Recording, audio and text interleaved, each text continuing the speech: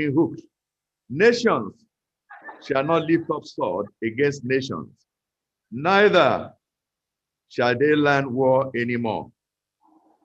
Brothers and sisters, on the 15th of January 1970, the Igbos and indeed the Nigerians the world over heaved a sigh of utter relief from a protracted, avoidable, and unnecessary war that threatened not just the essence of our very existence, but the remnant of any prosperity for our people. Total casualty was estimated at about 2 million. Unfortunately, children who starved to death formed part of that figure. And I, Sunday Honor, standing before you, was one of those little children who ran into the bush with my parents, time without number, starved for about 3 years for a war that was avoidable. The renewed threat by anti-oppression and separatist groups clamoring for freedom threatens the already tattered fabrics of our unity of our people.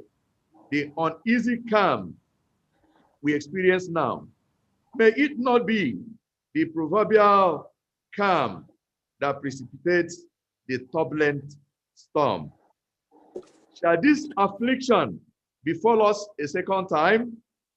God forbid. Chukwekwela, Tofiakwa.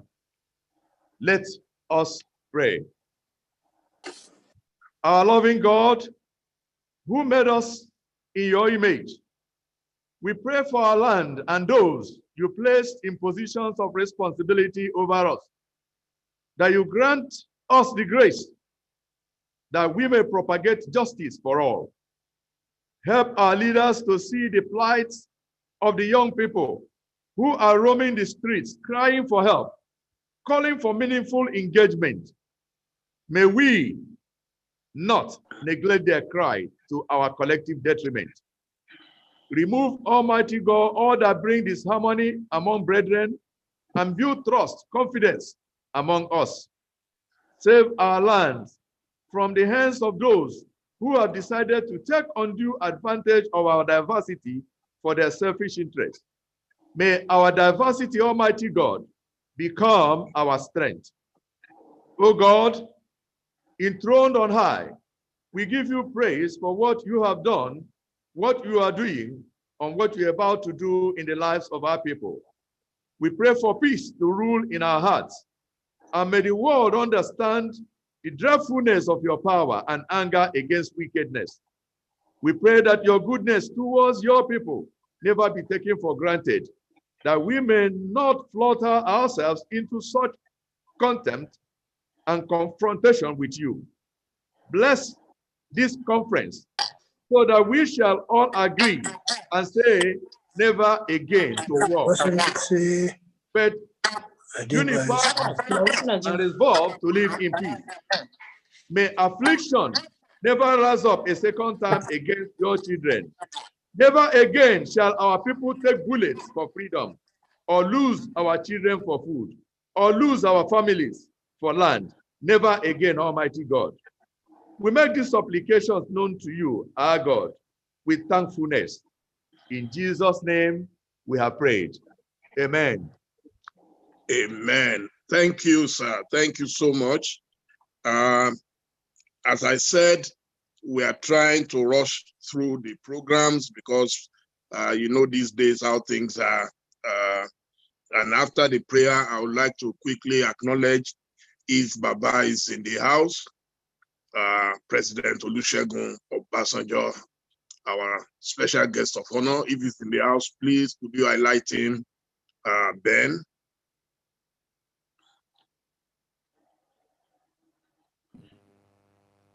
I'll also, it's not here. Okay. What of Baba Ayo Adebanjo?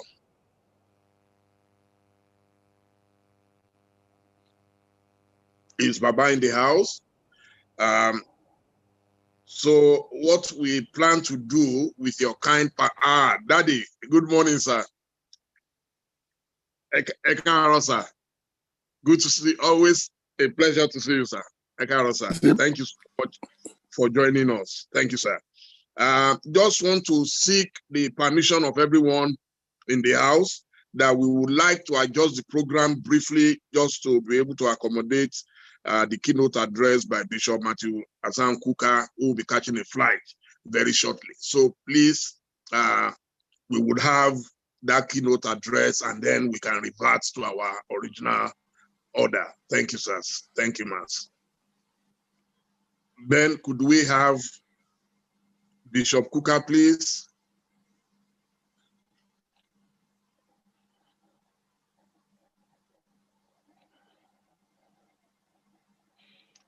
Good morning, Bishop.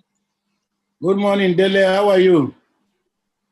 I'm doing very well, sir. It's good to see you in peace. Good to see you, sir. Thank you. I've been trying to reach you, but please, I want you to know that I'm your senior in Oxford. Congratulations. Oh, thank you, sir. Thank you, sir. Thank you so much. I will definitely reach out to you, sir, after the conference. Thank you. I really want to thank you for indulging me. I thank Dr. Patutomi because I raised this issue with him. I have a 12:15 flight to catch, and I'm actually sitting in the office of the manager of the airline at the airport. So let me, first of all, thank all of you for putting this magnificent event together. For a country that has been averse to history, we actually need to gallop up and increase our speed just to be able to catch up with some of the essential aspects of history. So this is a very, very important event. And I thank you for graciously inviting me, but I also thank you for giving me an opportunity. So what I need to do is, I may sound a little bit philosophical in terms of just asking a few questions as opposed to making a speech about some of the assumptions that we may have when we talk about a concept like never again. Because even for us to say never again, there must be an agreement about what the issues are. And I speak as a Catholic. Now, as Catholics, if you go to confession and you confess your sins, the priest will listen to you, caution, give you, admonish you here and there, but then he will ask you to make an act of contrition. And the act of contrition goes something like this. He said, oh my God, you will say, I'm heartily sorry for the sins for having offended you. I detest my sins most sincerely because they displease you, my God, who are so deserving of all my love for thy infinite goodness and most amiable perfections. I firmly purpose by your grace, never to offend you again. I make the point because what we are talking about when we say never, never, never again, there has to be some kind of agreement as to our understanding of the issues, and that we have been remiss in. So when we ask the question, for example, it comes down to what do we remember as Nigerians and how do we remember these issues? Our brother, Bishop, who said the opening prayer, made a very, very good point by testifying who he was, where he was, and how he remembers the Civil War. Now, I think it's important for us to understand that the way that President Obasanjo, for example, would have remembered the war is not the same with the way that a man of his age who was sitting somewhere in Kaduna, Kebbi, Katsina, Akwa Ibom, wherever, would have remembered the war. The way the soldiers remember the war cannot be the same with the way, those of us who are not soldiers remember the war. So the way the victims understood the war cannot be the same with the way that we all understand the war. So I think it's important that we all understand, for example, who remembers what, why do people want to remember? There are many who would say, as we always say in Nigeria, forgive and forget. And amnesia is very appealing to many of us because it helps us to forget the problems. But amnesia is more or less like getting drunk and going to sleep. You still wake up with a hangover. So the critical question, and I think why this is important, is for us to come to a point in which we can say never again, we must, as we say in the Catholic Church, acknowledge, understand the gravity of our sins, understand the consequences of our sins, and we are seeking forgiveness from God because we resolve that having realized the grievousness of what we have done, we will never do it again.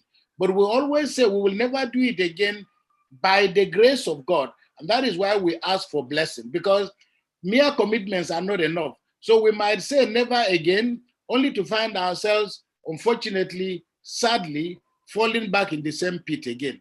Now, I think it's important. The second point I want to make is we need a coherent narration and understanding of the events, that have been part of Nigeria's history.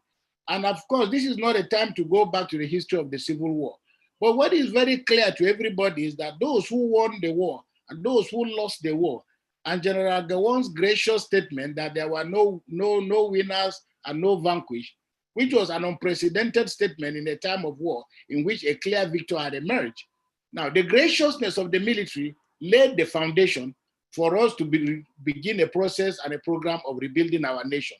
Unfortunately, tragically and sadly so, somehow things went wrong. Today, those who fought the war, I've met a lot of people who are full of regrets. I'm told of a general who is of blessed memory now, but who said, look, were the Civil War to occur again, he would be fighting on the other side. Now, there is a lot of resentment and a lot of anxiety and a lot of frustration, and the feeling that, we have not learned any lessons. Years after the war, 51 years after the war, we are still hearing of the kind of agitations that ordinarily, with good governance, with honesty, with commitment, with devotion, with dedication, with focus, and with the right leadership, we should have put a lot of all these anxieties behind us. Unfortunately, these anxieties are still with us. To the credit of General Obasanjo, and to my gratitude to the government of Nigeria under him, I had the honor and the privilege of serving as a member of the Oputa panel. For me, it was the best university I ever attended, the best school I would have ever hoped to attend, because I was able to hear stories, even though they were just snapshots, but one was able to hear stories from the length and breadth of Nigeria in a way, a manner that was largely unprecedented. Unfortunately, what happened, the kind of things that can only happen in Nigeria, because Oputa panel managed to generate quite a lot of data and a lot of information that academicians, policymakers with a lot of focus would have used some of that data to ensure that we erect a signboard saying never again, because it gave us an opportunity, a mirror to look at ourselves. We heard from those who fought in Biafra. We heard from all sides of the country. We heard from those who were the winners. We heard from those who were the losers. We heard from those who were actors. We heard from those who were spectators, those who were victims, and so on. So I make the point that part of our problem in Nigeria is not articulating the issues, but we really don't have the mental toughness and the discipline to follow through with some of these diagnostic initiatives. So I make the point because, unfortunately for us, we've not been able to forgive ourselves as a people. The wounds of the Civil War have not been able to heal. Coups and counter-coups that followed after the Civil War, more or less were miniature civil wars by themselves, because they threw up the same contradictions, the same anxieties, the same sense of frustration, and the same feeling of divisiveness across the country. So when we look back, we have to do a cost analysis of what has happened. And we ask ourselves, had we not fought the Civil War, where would we have been today?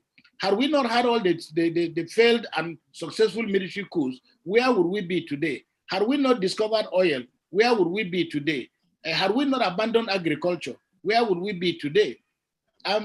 Perhaps the stories would have been different, but I think that an initiative of this nature must also give us an opportunity to do a little bit of a cost analysis as to what the implications of our inability to have the discipline to pursue effective and efficient policies through has cost us. Because the result is that we find ourselves still sounding even nostalgic about the way things were before the war. 50, 60 years later, we are still agonizing and wishing nostalgically that we had a little bit of steady power supply like we had in those days. Because when we look back now across the country, across the entire country, nobody seems to be happy.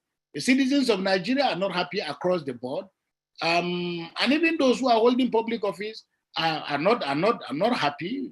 I saw the governor of Cross River crying tearfully on the ground that after having been governor for 6-7 years, he still felt he had not been able to meet even a fraction of the things he thought he would be able to do as governor. So what really are the constraints? Because clearly we can see that people are not happy, even at some of the most basic indices. In areas, it is difficult for us to find an area of our national life where we are doing well, except in the area of corruption. But we are failing in almost every area. Our education, the lack of infrastructure, our inability to deliver on almost all the key promises that successive governments have made, our roads becoming debt traps, the collapse of our infrastructure, the deindustrialization of the entire country, our inability to even create new opportunities for industrialization, this massive cloud of insecurity that is now threatening to engulf the whole nation. So and I just like to make 3 points. The first is there is enough blame to go around from this administration, the administration before it. I mean, blame is part and parcel of politics, and politicians need to get used to that. But we have to then come to a point in which we can say, even though there is enough blame to go around, can we begin to identify some of the issues that are fundamental to erecting a signboard that says never again? For me, the first is the need for us to construct what I call the Nigerian story. And we need, especially now that there are so many extraordinarily talented Nigerians who are making films and doing all kinds of things, there is need for us to have almost a deliberate documentary, a movie in whatever shape or form that focuses on telling the Nigerian story in the most unvarnished form. And I commend quite a good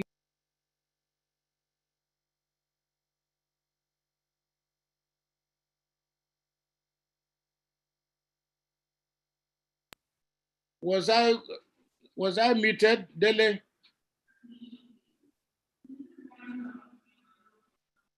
Oh. Please proceed, my lord.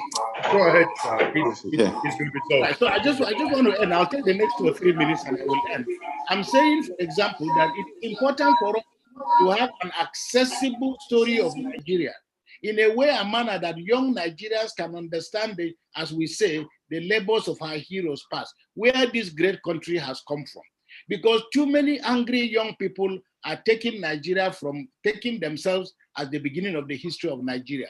It is important that the federal government or that people in different, with different initiatives set out to tell an unvarnished story of Nigeria. And as I said, I commend quite a good number of people who have done some really extraordinary work in trying to deal with this issue. But I think that is an important project.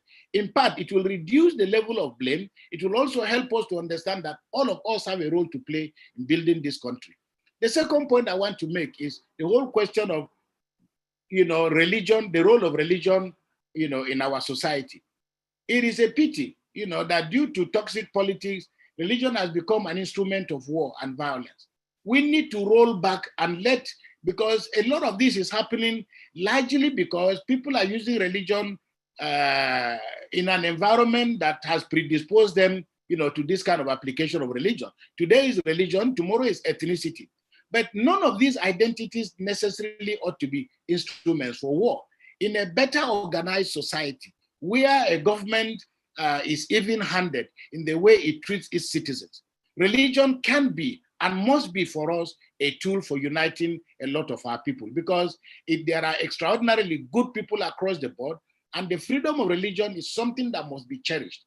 The third point I want to make is the need for us to realize that as citizens of Nigeria, all of us belong to one country, and we are citizens under one law, under one God. What this means for us, for example, is that if we begin to push back a little bit the intrusive role of religion in public life, then every citizen, whether they belong to whatever religion or no religion at all, will achieve a level of equality before the law, no matter their status, no matter the position that they hold. Because if you are a traditional ruler, if you are a bishop, if you are a president, if you are a governor, you are that because you are a citizen of Nigeria. So there is need for us to create a level playing field in which generally citizens feel very convinced that they have access to equal opportunities, that when they commit a crime, they will go before due process, and that the law is over and above any other form of identity. And finally, it is for us as a country to start to deal with the issues of what I call the problems of consequentialism. That is, what are the consequences for good actions? What are the consequences for bad actions? These, for me, are issues that are very important because we have relativized, we have created a culture in which most things that are criminal are relative. Most things that constitute breaking the law are relative. Corruption, everything has been relativized. We do not have a standard of moral behavior. And that also fits very clearly with what I was saying about the rule of law. Now, if we have an aggregate of all this in place, then I believe that we can begin a process of building a country that inspires enough confidence, a country that we have citizens who appreciate their history, who cherish their culture, who cherish the sacrifices that those who have come before them have made, who cherish those who have governed them with all their weaknesses. Because as I've often said to people, I have been around long enough and I've interacted with many heads of state in Nigeria. I've never met a single governor, minister, president who has set out to destroy this country. People have made mistakes, but we must learn to develop a culture in which we respect one another, the sacrifices that I've made, correct the mistakes of yesterday in order for us to move forward. In that way, all of us can gladly write and mount this signboard that says, never again will we go through the kind of things that have caused bloodshed and division in our country. I want to thank you very much for indulging me and ask God to bless you for this wonderful initiative. May God bless Nigeria. Thank you very much. Thank you, Bishop Kuka. We love you always. You say it as you feel it. Thank you, sir, and please travel safe. I would like to quickly, yes, Bishop? Yes. Oh, so please travel safe, sir. Thank you. I will still hang around because I'm in the manager's office, so I'll still listen. Okay, so whenever the flight is ready, when the plane is ready, I have my boarding pass. Sir. Thank you. I will hang around. Okay, Bishop. Thank you, sir. Thank you. Yes, before we bring in the planning committee's chairman, Professor Pat Utumi, I would like to mention that this event is being co-anchored by my friend and brother, Mazi Ezeoke of Idenje Media and Ovation International have put the event together. And of course, the chairman of the planning committee is no other than Professor Pat Utumi. So he will give us his speech now. Good morning, Mazi. We can't hear you. Sorry, good morning, my brother Dele. Thank you very much for that introduction. And quickly, I will hand over to the Prof. Prof, over to you. Thank you very much, Dele. I hope everyone is keeping safe. I have my face mask. I am an apostle. Everybody, please, wherever you go, ensure you keep safe. Thank you. Thank you. Yes, now on to Professor Pat Utumi. No audio. Can you unmute Professor Pat? No audio. Okay. Am I audible now? You are okay now, too. You are okay to go. Lovely. Thank you so very much. It is such an honor and a privilege to be part of this continuing initiative. I'd like to say that this initiative started last year with the remarkable work of advocacy in trying to bring a better understanding of the civil war and its aftermath to the Nigerian people in a way that it will become a source of energy for building a new nation. Many countries profit off of learning from the mistakes of their past. And that's why history is so important to understand. Sadly, in our experience, for reasons of expediency and certain worries, we have reached a situation where people are afraid to talk about an ugly past. I think we have an internet problem, Prof.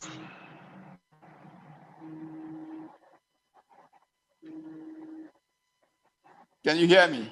Wow. Now you are back.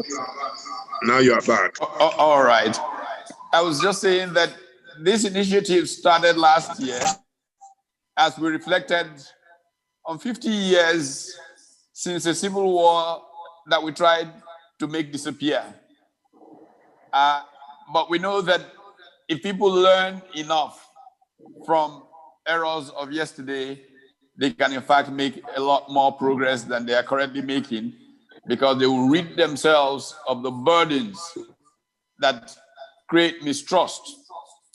One of the biggest challenges in nation building is the challenge of what kinds of levels of trust deficit exists. We know that there is in fact an index around this in the world. We know that in countries like Denmark and perhaps Finland, that there is a high trust situation. This makes public policy implementation so easy. But in low trust environments, policy implementation is very, very challenging. The transaction costs are very high because you have to, as it were, hedge in many ways because of the low trust situation. And we thought that a better understanding of the Civil War can make it not just go away, but become a ladder that people can climb to a higher trust and therefore higher levels of growth for the country. Now, we are pleased to see that we have made progress since last year. The night before yesterday, I had a very lengthy conversation with President Obasanjo, who I hope will still join us for his remarks. And one of the things he said sounded remarkably like Bishop Kuka was saying. In fact, Obasanjo insisted that we begin a project of trying to actually document the Civil War, getting all who are still living, who played roles, to speak completely frankly, even going back to the coup of '66 and all of those. Document everybody's, kind of work that the Puta Commission started trying to do. Make documentaries, films like Bishop Kuka was talking about, and then people get to a state of comfort with the errors of yesterday. As George Santayana said, if we don't know our history, we're likely to repeat its errors. And so I'm glad that I am part of this process.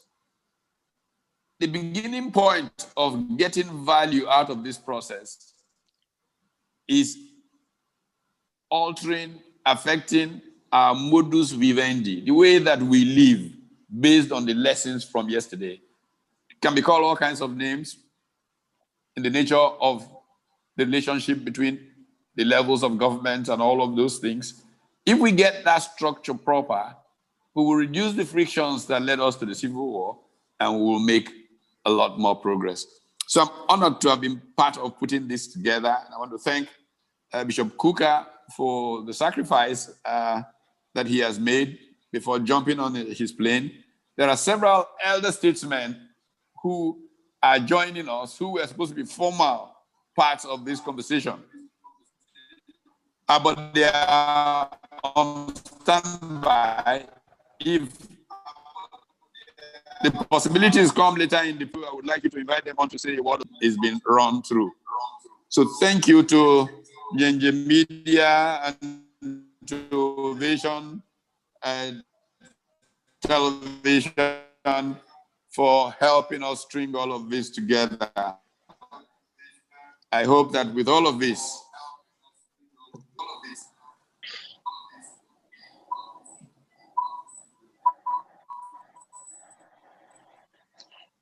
We have an audio issue, Prof.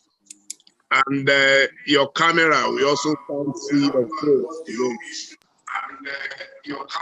Oh, okay. I thought there was another camera following me, so I didn't use my own direct camera because there's another camera in front of me here. Okay, maybe the camera was looking elsewhere. Okay, but I hope the gist of my welcome is captured. Thank you, sir. Thank you, sir. Let me say quickly that because of time constraint, we are going to be taking addresses of 3 minutes each because we would like to have an interactive after the speeches. And without much ado, we would like to quickly call on our chairman, our Babar, the living legend, Pa Ayo Adebanjo, to please address this gathering. Thank you, Baba. Thank you, sir. Leader. Thank you, sir. Hello? Yes, we can see you, sir. Baba, we can see you, sir. Yes, sir. We can hear you, sir. Can you hear me? Oh, yes, sir. Beautiful. Thank you, sir. Nice to see and hear you, Ovation. Thank you, sir. I've always sent to see you, but you have refused to see me. No, I've called several times, sir. There's a lot to do. This weekend, if you are home, I will come, sir. Thank you, sir. There's a lot to discuss. Yes, well, sir. I say I should thank the organizers of this program. You know, they are all patriots of no mean order. And the purpose for which they set out is a very noble one. And as Kuka said, we have to know our past to be able to correct what mistakes we have made. And I'm happy you have invited people who are present or who took part in the mistake of the past. So when we make a suggestion, they can understand that we know what we are talking about. I'm happy to be here, and I hope whatever we discuss here will be a lesson for our people and for implementation rather than talking rhetorics. What I believe is that there is no mistaken belief or mistaken idea about what our mistakes were. It is the courage to correct them. That is what we lack. People will make all sorts of analysis. This is what caused this is what caused that. This is what we should do. But how do we do it?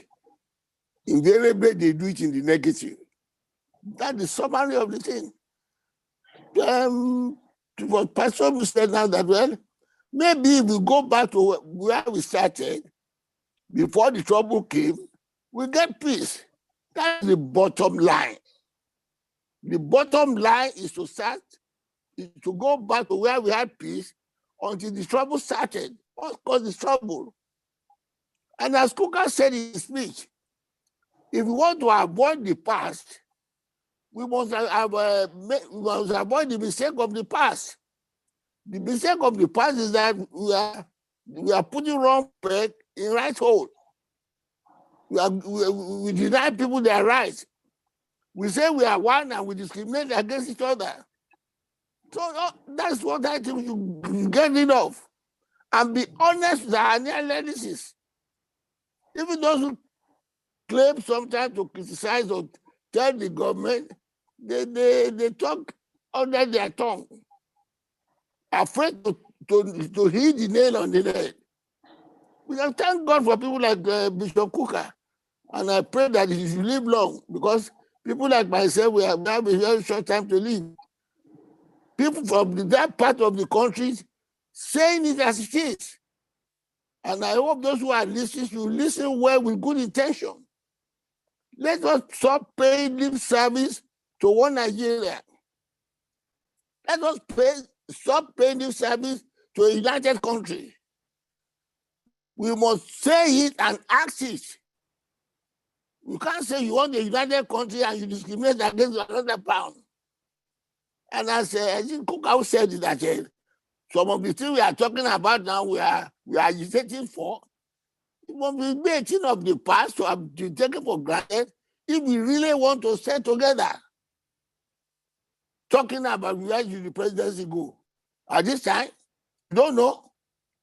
If you want to be equitable, you want to have peace, and if you really want them to be here, why should somebody be a part of Nigeria and you say he has no right to be the president of the country?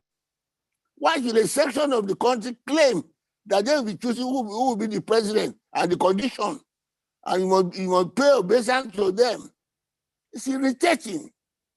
Some type of thing cannot continue and say you want to have peace. If you know what is right, we don't understand and do what is right, there will be peace. There's enough for everybody to share if you don't want to cheat. Well, let me stop there for now until let them make their progress. I thank everybody that has been here, and I thank the organizers of the program. Party told more grace to your table. Thank you, Baba. Baba kept to time, so we hope that we will all keep to time. Thank you, sir. Thank you. Mazi Ezeoke, my co-host, would be. Thank you very much. Thank you very much, Dele. On that note, I would once more say thank you very much, Pa Ayo Adebanjo. Every time that we call upon you and you come, and every time you drop it as it is, you know, one of the few elders still alive that today you are a joy to our generation to listen to. On that note, I will bring another person in the person of Chief Mbazurike Amechi. I am aware that he is in the house. Chief Mbazurike Amechi, please, can we spotlight him? Yes, he is another living legend, and it is an honor. Nayuku, I welcome you. Atsingi, no. Udo derege Nayuku.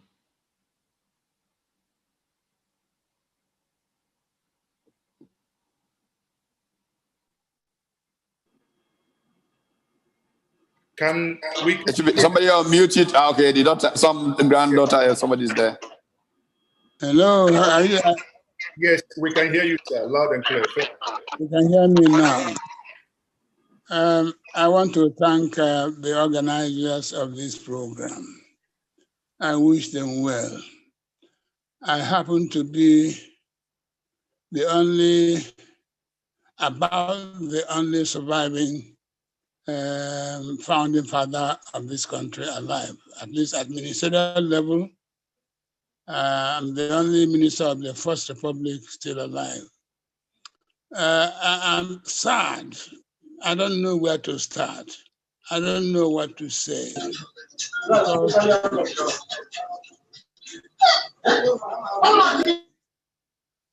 Beg your pardon. What I'm seeing today is no longer the country we founded. We got a constitution from the British government that named us Federation of Nigeria. But we thought that was a constitution put into effect by a law made in British Parliament, by British government. And so in 1961, we, in the government of the Federation, appointed a body to draw up a constitution for Nigeria. And in 1962, this constitution came into effect after plebiscite and passing through the parliament. Beg your pardon? Go ahead, sir. And so we became the Federal Republic of Nigeria, no longer the Federation of Nigeria, where the head of state was a mere representative of the Queen of England. Now, since then, Nigeria has never had a constitution that is of their own making. In 1979, the military government appointed the Rotimi Williams Committee. It wrote a constitution, a draft constitution, brought it out, put it to Parliament, And the military took there was no parliament. The military took the constitution, removed what they did not like, and pronounced it as the constitution of the people of Nigeria.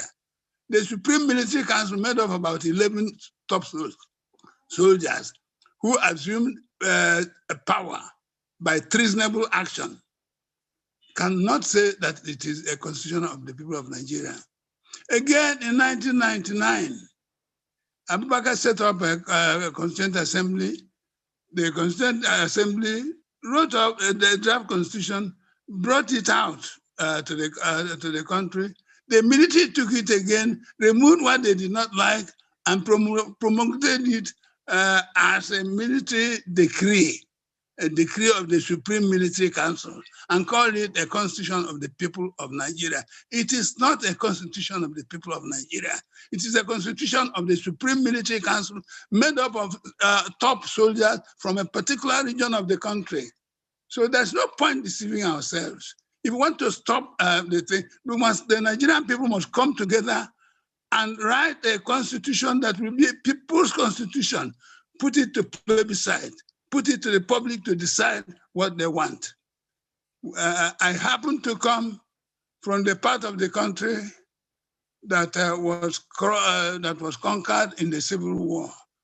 I happen to have fought Nigeria as a united party.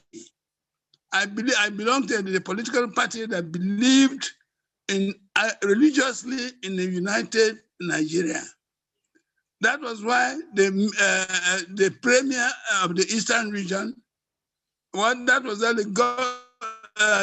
people of Eastern region then, headed by Akim as premier, elected a Hausa man, a Fulani man, as the mayor of Enugu, the capital of Eastern region. We appointed Madam Umaru Yushao as a member of the Eastern House of Chiefs. We believed in one Nigeria. There's no part of this country that will go and you don't find an Igbo man having a business there. The strangers don't have business in Nigeria. I want anybody to show me anywhere in Igbo land where there is a non-Igbo man establishing factory. But we're doing that. Yes, we are. So where do you want me to go? I don't like this country has to start all over again. And we're not going to be happy in a country. If you don't want us in this country, let us go. You can't beat a child and stop the child from crying. You can't beat the Igbos in this country and stop the Igbos from crying. You treat the Igbos as you don't want them, and yet when they say they want to go, you don't want them to go. I don't want to go. I believe in one Nigeria. There's advantage in greatness. I'm part of one Nigeria. I sacrificed for one Nigeria. At the age of 23, I went to prison for this country. And so I believe that Nigeria must be one, but Nigeria has to be ruled as a federation. And the people of Nigeria must come together and give themselves a constitution by the people of Nigeria, and not a constitution of the military council made up of 11 soldiers. Thank you very much.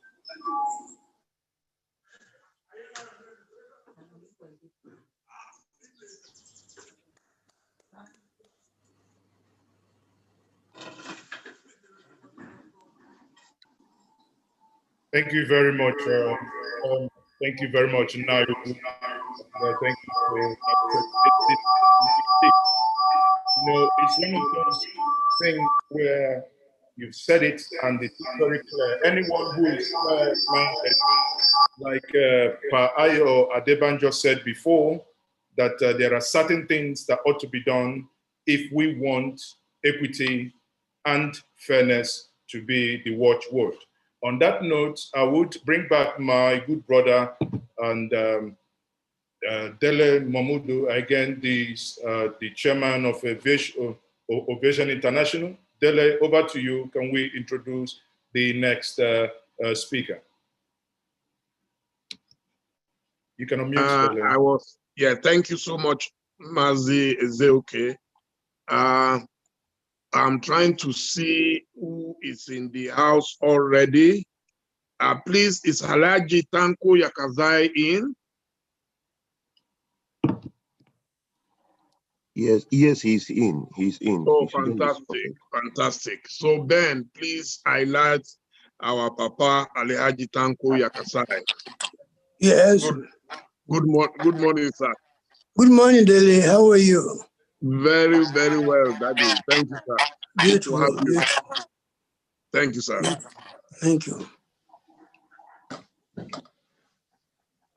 Yes. Ben, can you please highlight Alhaji Tanko Yakazai? Hello? Okay, good. We can see you now, sir. Okay. Do you want me to start? Yes, sir. Yes, sir. Okay. Ahead, sir. Thank you very much. Thank you very much. Well, I wish to start by thanking the organizers of this event for inviting me and inviting some of my friends who were together at the time of the struggle for independence to date. I'll go on to my address. Mr. Chairman, distinguished participants, ladies and gentlemen, this event is taking place to enable our people mark the 51 years of the end of the unfortunate episode in our history.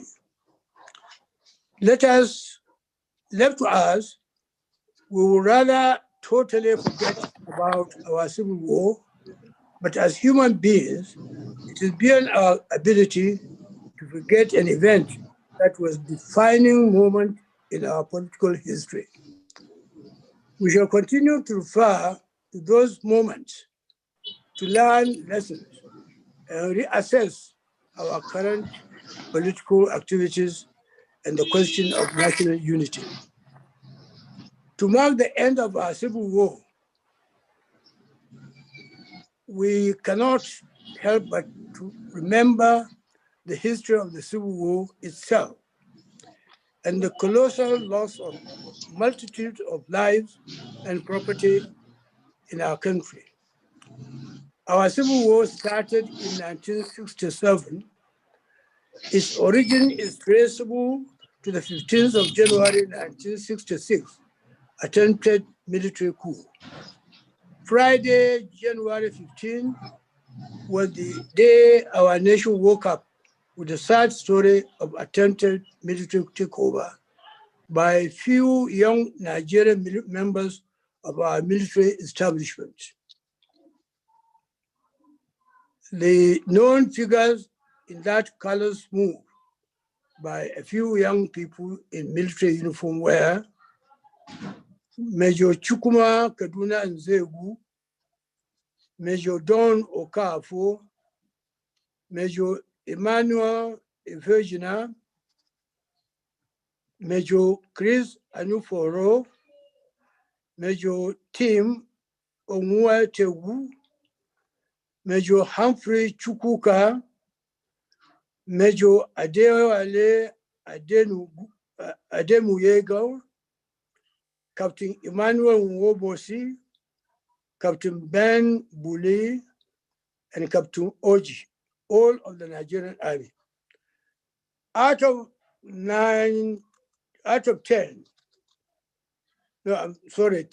of 10 actors in that event were of Igbo extraction, and one from the Yoruba ethnic group,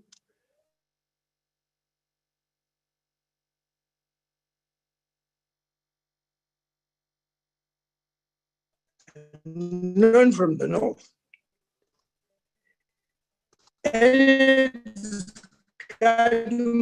Mind would realize that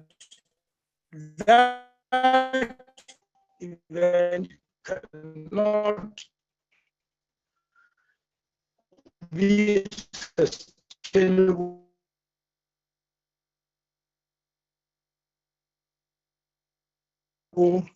situation. Prime Minister and murdered one of his wives along with him. Those who abducted Sir Abubakar Tafawa Balewa also abducted the then Federal Minister of Finance, Chief Festus Okotie-Yeboah, who was later murdered along with the Prime Minister, Tafawa Balewa. Brigadier General Zakaria Malari was shot dead by Ifejina, who was his brigade major, whom he stopped for a lift after escaping an attack on his house by the coup plotters.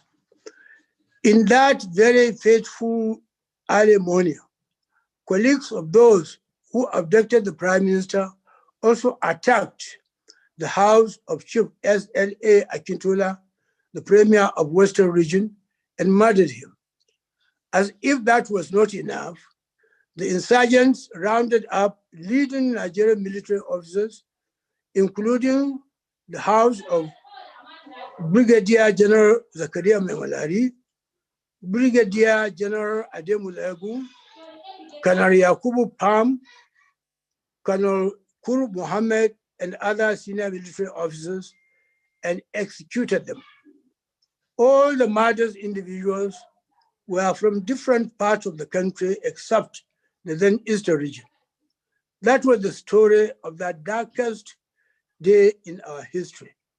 It was the event that opened the unfortunate chapter in our history, which leads to the series of events that brought about the civil war in Nigeria. Even though Major General Agui Ironsi thwarted the coup and became head of state, his actions, such as making Nigeria a unitary state instead of the existing federal arrangement, and his appointment of many Igbos into sensitive positions at the beginning of his regime, which caused the serious concern and specter of domination to people in the rest of the country, did not sit well with the aggrieved Northerners still nursing the wounds of the elimination of most of their top military officers and government functionaries in January 1966. The July 1966 counter-coup was bloodier than the first one, and saw the death of 42 officers, mostly of Igbo origin. That and the killing of Igbos in some northern Nigerian cities, among other reasons, including some alleged bad blood said to be existing between the then military governor of Eastern region, Colonel Odumegu Ojukwu, and General Yakubu Kawan, the then new military head of state, led to the secession attempt of the Eastern region of Nigeria and the subsequent civil war that started. Recall that during the last constitutional conference before our independence, a motion was tabled for the conference to insert a clause in our constitution for any section of Nigeria to break away from the country. The motion was roundly rejected by the delegates, and the indivisibility of the Nigerian nation was enshrined in our constitution. Also recall that attempts were made mostly through the good offices of our leading figures and foreign friends to bring about peaceful resolution of the secession attempt, but such interventions were not successful. The result was the move by the then federal military government under the leadership of General Yakubu Gowon to embark on what was called police action to sustain the unity of the country, which resulted in 3 years of civil war to keep Nigeria one. As soon as the civil war was over, the federal military government introduced what it called 3 R's program. The 3 R's program meant reconciliation, rehabilitation, reintegration program. While some measures of success were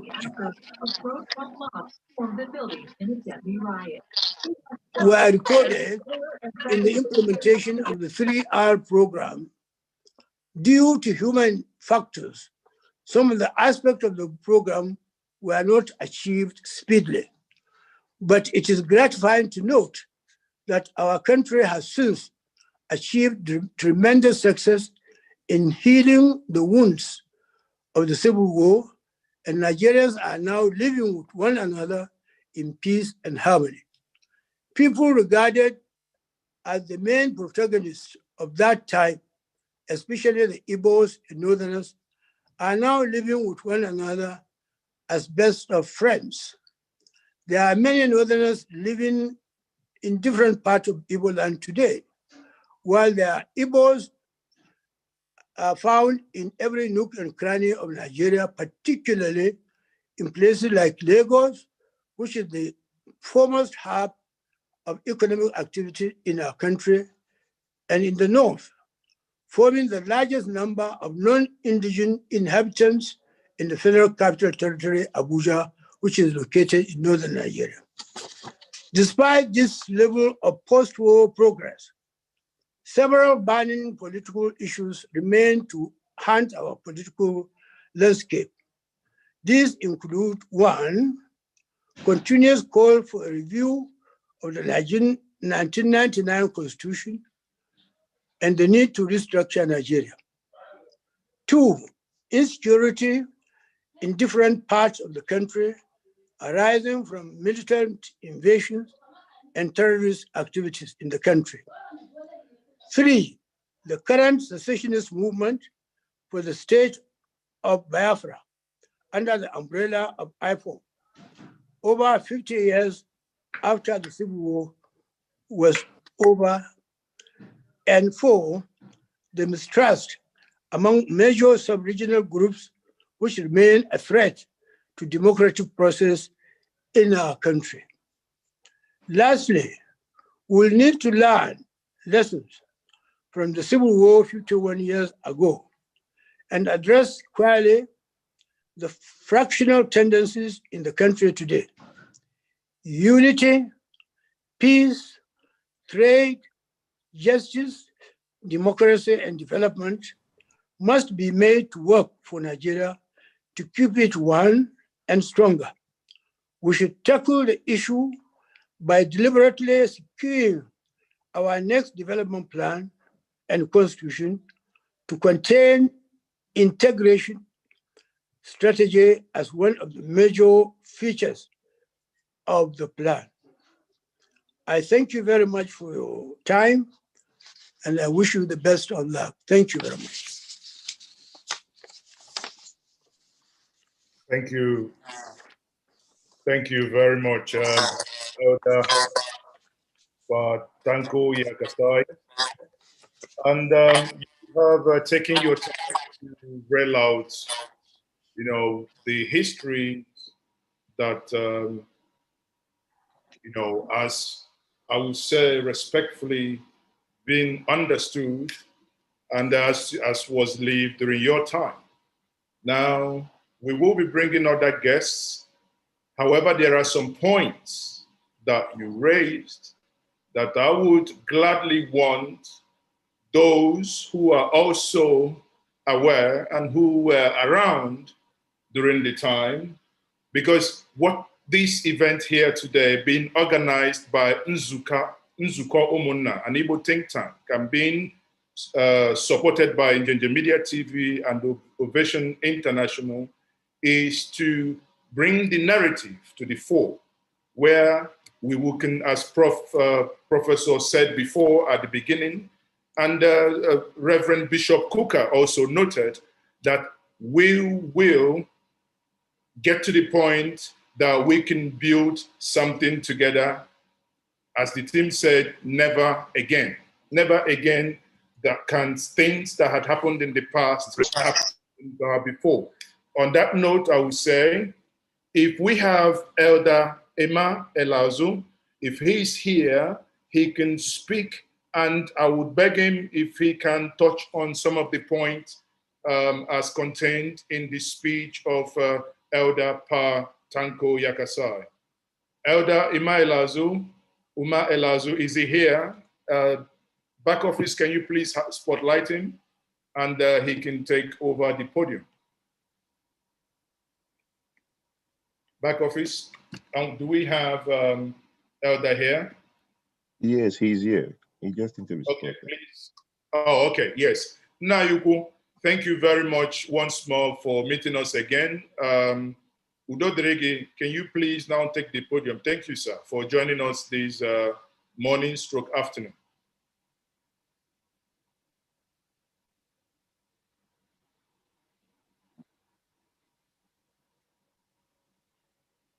Sadly, I'm not able to hear him. If back office, can we check if is he now unmuted? If that is the case, please.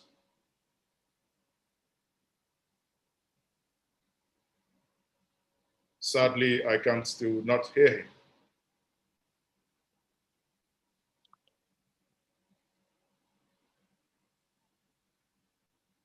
Perhaps Okay. Baba needs to unmute. I think he's unmuted. Maybe I don't know if it's connected via the internet. Now you could try once more. If not, you might need to log out and come back. Try once more.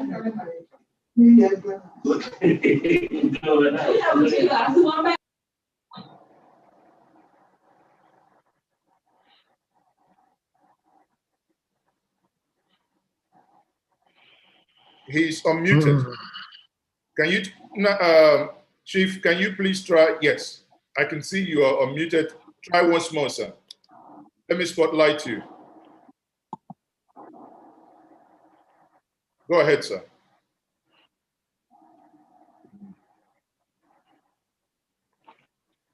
Not working out.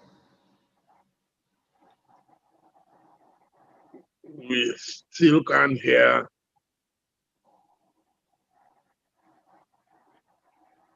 Okay. Now you could biko iwegadinoko biko cheretu iwegadinoko. It is slightly unfortunate we cannot hear you. Ngozi, can you please reach him out? Let him probably drop and come back again, please. All right.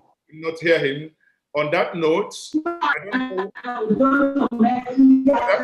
don't know if we have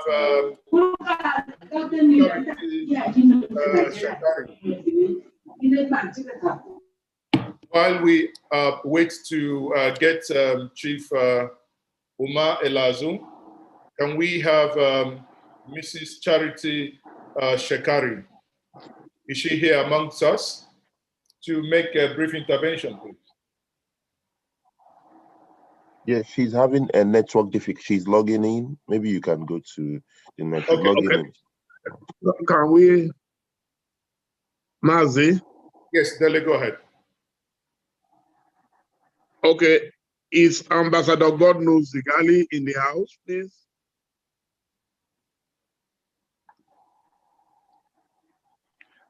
Internet is a major challenge. I think Ambassador is here. Yes. Okay. Your Excellency. Thank you very much. Yes, sir. Thank you. Thank you. Well, can you hear me? We can hear you, sir. Loud and clear. Okay. Sorry. Thank you. Let me begin by appreciating the organizers of the conference for creating this opportunity for us to discuss and brainstorm on issues important not only to us, but more for our children. And I also would like to appreciate our fathers who are here. I'm happy to see you again. We are part of a struggle. It's one of the leaders of Southern Nigeria, Middle Belt, and we've been in active discussion with the Northern Elders Forum. He's the co-leader, and I'm happy to see so many of our contemporary leaders, my friend Dr. Akim, Babar, Ahmed, Governor Peter Obi, and many others who are here. Now, for me, continuing from Father Kuka's, from Bishop Kuka's intervention, the keynote, which I think has covered the most critical issues. And I must commend Bishop Kuka. he remains, I did a lot of my scholarly work in South America, and I know that the change that came to South America came mostly from the clergy. We call them liberation theologists, and Father Bishop Cook has continued to play that role, being the conscience of the country and speaking what many of the ordinary people are not able to speak. But I think he has made a critical fact that meant what the war, people may not know, but those of us who are from the South were as much victims as the people from the Southeast. And like Professor J.P. Clark aptly put it, we're all casualties, both the winners and the other side. But we also found ourselves in Biafra. And in the opening remarks, the opening prayer, the bishop stated how, as a young man, he was being carried up and down. Your case was better because I was being carried up and down in water. I remember twice overnight, I slept in water all night because of the fact that troops were coming and clashing with each other. So we're all casualties. Now, going forward on this particular discussion, I think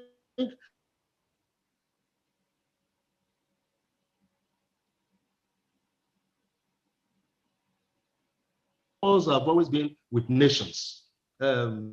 Nations, human societies, people have always tended to express themselves in terms of having strong views, which sometimes end in conflict.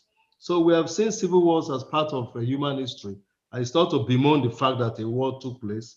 We all knew of what happened in the American Civil War, where over 600,000 people died, and the series of wars in European history that took place, 100 years war, the 30 years war, over 8 million people died and 6 million people died respectively. But what is important is what lessons do we learn from these wars? And I don't know if President Obasanjo will be speaking later because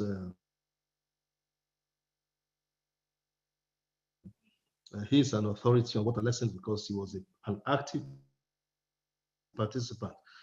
But now, unfortunately, as the English philosopher Adolf Huxley said, that men do not learn very much from the lessons of history, and that is the most important lesson of history. Men don't tend to learn.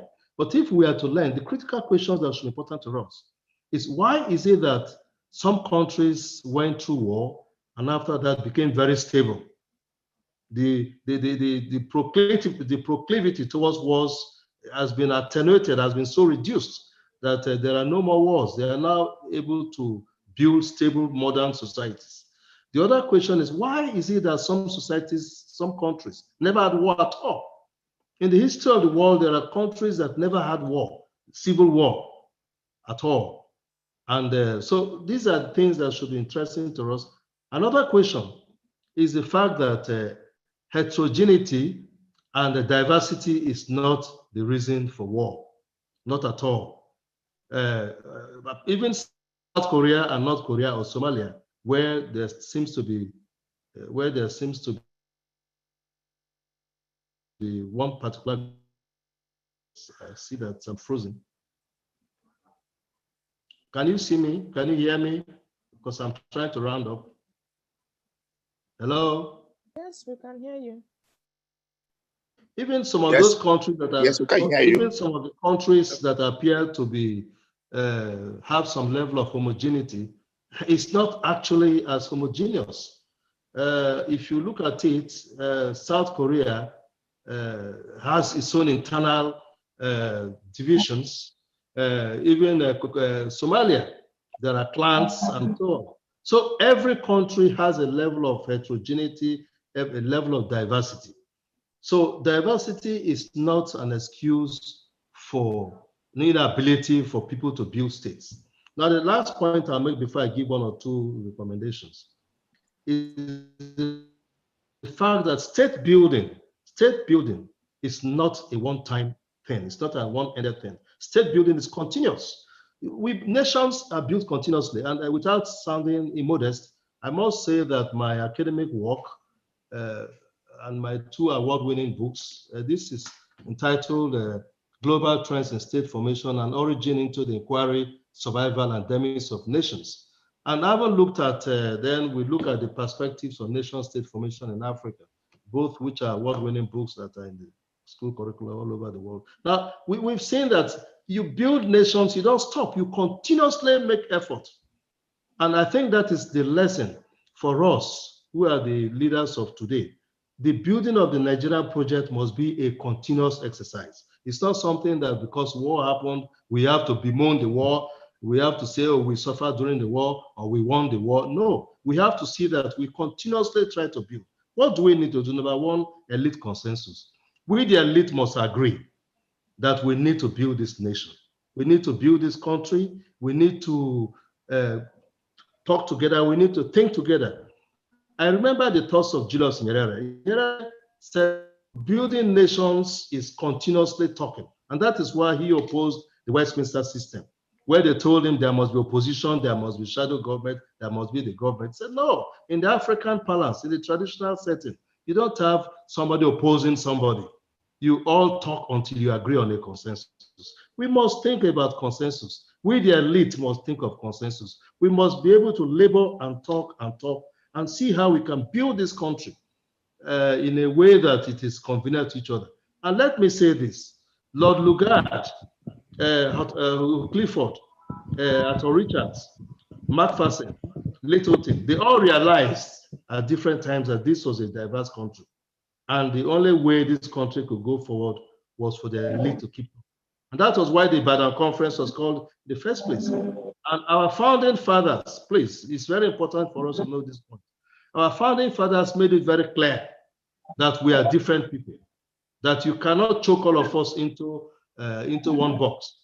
But as we recognize our diversities, let us keep building a framework, a platform that all of us can build called a country. The other thing is rule of law. The law must rule. The law must rule. Our father, Bazuluke, has spoken and said about how we have deviated from the original constitutional norm. Very right. The constitution that was negotiated from Ibadan Conference 1950 up to 1960 constitution, from after the military coup, we have deviated fundamentally. Now, it's not for us to cry over spilled milk. It's for us to see that we continue to build a constitution that accommodates everybody. You see, in a federation, in a diverse country like Nigeria, we must listen to each other. The constitution must cater for everybody and protect everybody. A situation where some people feel superior to others. A situation where some people don't feel protected by the constitution creates a problem. It's a precarious balancing. We have to consider each other. We have to know that every part of the country must be carried along. And that is why I think the expression on the part of the Igbos to say, look, hey, this country originally was a tripod and later became a quartet with Midwest. But whatever it is, we too should have a taste of ruling the country. And some people say, no, you cannot rule the country. No, you can't say that. The whole idea of the law is that it takes care of everybody. It accommodates everybody and makes everybody to have a sense of belonging, a sense of belonging. And maybe I should end by saying that when we talk about democracy, democracy is not an end in itself. Yes, there are certain irreducible minimums in terms of human rights, in terms of political pluralism, and so on. But democracy has to be homebred. You cannot say that because this is how democracy is done by other countries. No, it must be homebred. It must be a democracy that works for us. We give the Swiss example, we give the Canadian example, we give the Indian example, we give other examples. And we must always fashion out what is best for us as a country. And that is why when some people talk about restructuring, constitutional amendment, we must be open to these ideas of how we can build this country. The American Constitution itself, since 1787, when the first Constitution came in, but there have been 27 major amendments. Each of the 27 amendments is almost like it alters certain fundamental things. But the French Constitution from 1958 has gone through 24 amendments. If you go to places like Indian Constitution from 1950 has gone through 104 major amendments. Each of them is like a major amendment that has tried to accommodate everybody. So Mr. Chairman, organizer, ladies and gentlemen, we can build this country, but it must be a country of fairness, it must be a country of equity, it must be a country that protects everybody. If, for example, you take the oil from the Niger Delta, our environment is polluted, and you say, no, rubbish, we don't want to listen to you, then you are not looking at us as people that belong. These are the critical issues that we must look at all times. All parts of the country must have a sense of belonging. And we must be able to build a society where we take our people into modern societies, where food security, people are hungry, very, very hungry. There are no jobs for our people. We, the elite, must be able to create an environment where people are able to live a little bit like other countries. I heard when the example of the Scandinavian countries were given. Fortunately for me, I was ambassador to Sweden, Denmark, Norway, and Finland. And many times I had to ask a lot of questions to people in those countries. And the important thing is that the state is able to take care of the needs of the people. And that's why they call them social welfare states. In fact, nobody is too rich, nobody is too poor. In fact, nobody is poor, actually, but nobody is too rich. So the society takes care of everybody.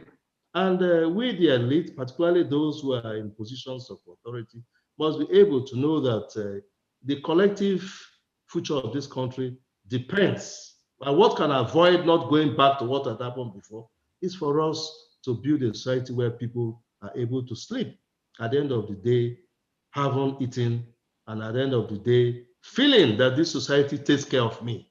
This society protects me. No Nigerian is superior to me. I go for a job, and based on certain criteria, I'm able to take the job, not because of the fact that somebody feels superior to me.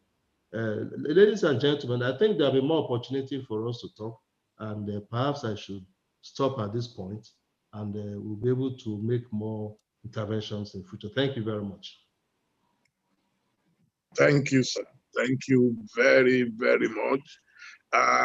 At this stage, we would like to bring on Mrs. Charity Shekari. Mrs. Charity, please, to come on now. And let's emphasize that because of time constraints, we should keep our speeches to 3 minutes. Thank you. Thank you, ma. We're ready for you, ma. I want to thank the organizers of this conference, and I want to say, God bless Nigeria. I speak here after greeting the keynote speaker, our former president, and every one of you. Baba Tankwe Akasai, I can see Dr. Akim Baba Ahmed, Igali, and Dele Momodu that I've always from a very far distance, but today I can see you closely. I want to speak as a mother, a woman, and a grandmother. And I want to say that Nigeria, from the perspective of a woman, a mother, we will want to remain together. And we want to say never again, truly, and never again. And especially all the things that are happening now, mothers are the victims, women and children. We have become widows. We have become displaced, refugees. We are dispossessed, impoverished, exploited sexually, and many other ways. What is to be done for us to keep this country together? Emancipation, empowerment, and involvement of women in the processes of peace and human capital development. But as we say never again, is that really happening? Are women actually being involved and made to be involved consciously, knowing that a woman is a universal factor for every religion, even beginning from God. When he wanted to salvage the world, he sent Jesus Christ through a woman. Why didn't he give a man that opportunity? Because a woman is dependable and a woman can deliver. Now, a woman can do things that men cannot do, and that is salvage the situation. So, are we really saying never again and having the consciousness of putting women in the position where they can ensure never again? What is being done to see that in all sphere of life in Nigeria, in governance and everything, that women are involved? And again, I'll move away from talking about women. I want to talk about this country. No one owns this country. If really we want to say never again, no one owns this country more than the other. No one has more monopoly of violence, of knowledge, of blue blood. Of when you want to go to look for something, you can't get it because you come from another part of the country. Or because you belong to another religion. Some people speak with arrogant voices, with the kind of speech that makes you wonder whether you have equity with them. If Nigeria is going to be one, our voices must be such that listen to the voice of reason and peace. Not to say, I don't want this country. Another one says, I own this country. Another one says, you come from this area. Or even the conflicts we have in this country, some people want to give a different narrative of what it is. So if there's going to be never again must be observed, never again. But the conduct and the processes of arriving at never again need to be reevaluated. Some people conduct themselves as if they are the ones who rule this country forever, and nobody should talk and nobody should say anything. Hey, this country belongs to all of us, and never again is truly going to be never again. And we want Nigeria, and we want Nigeria to remain. And we remain with the country, not with people, not with political parties or people that have institutionalized themselves and made themselves gods. Nigeria will survive, and we're going to survive emancipated and empowered. But never again must follow the due process of never again. Our constitution must be the people's constitution. People must begin to talk in a way that makes you know that you don't have the monopoly of violence or the monopoly of power or monopoly of knowledge or monopoly of deciding who stays in which part of the country or who takes which position. Nigeria never again will what Biafra put us through or whoever put us through. Nigeria never again. We want the history of what has happened to be given to our children.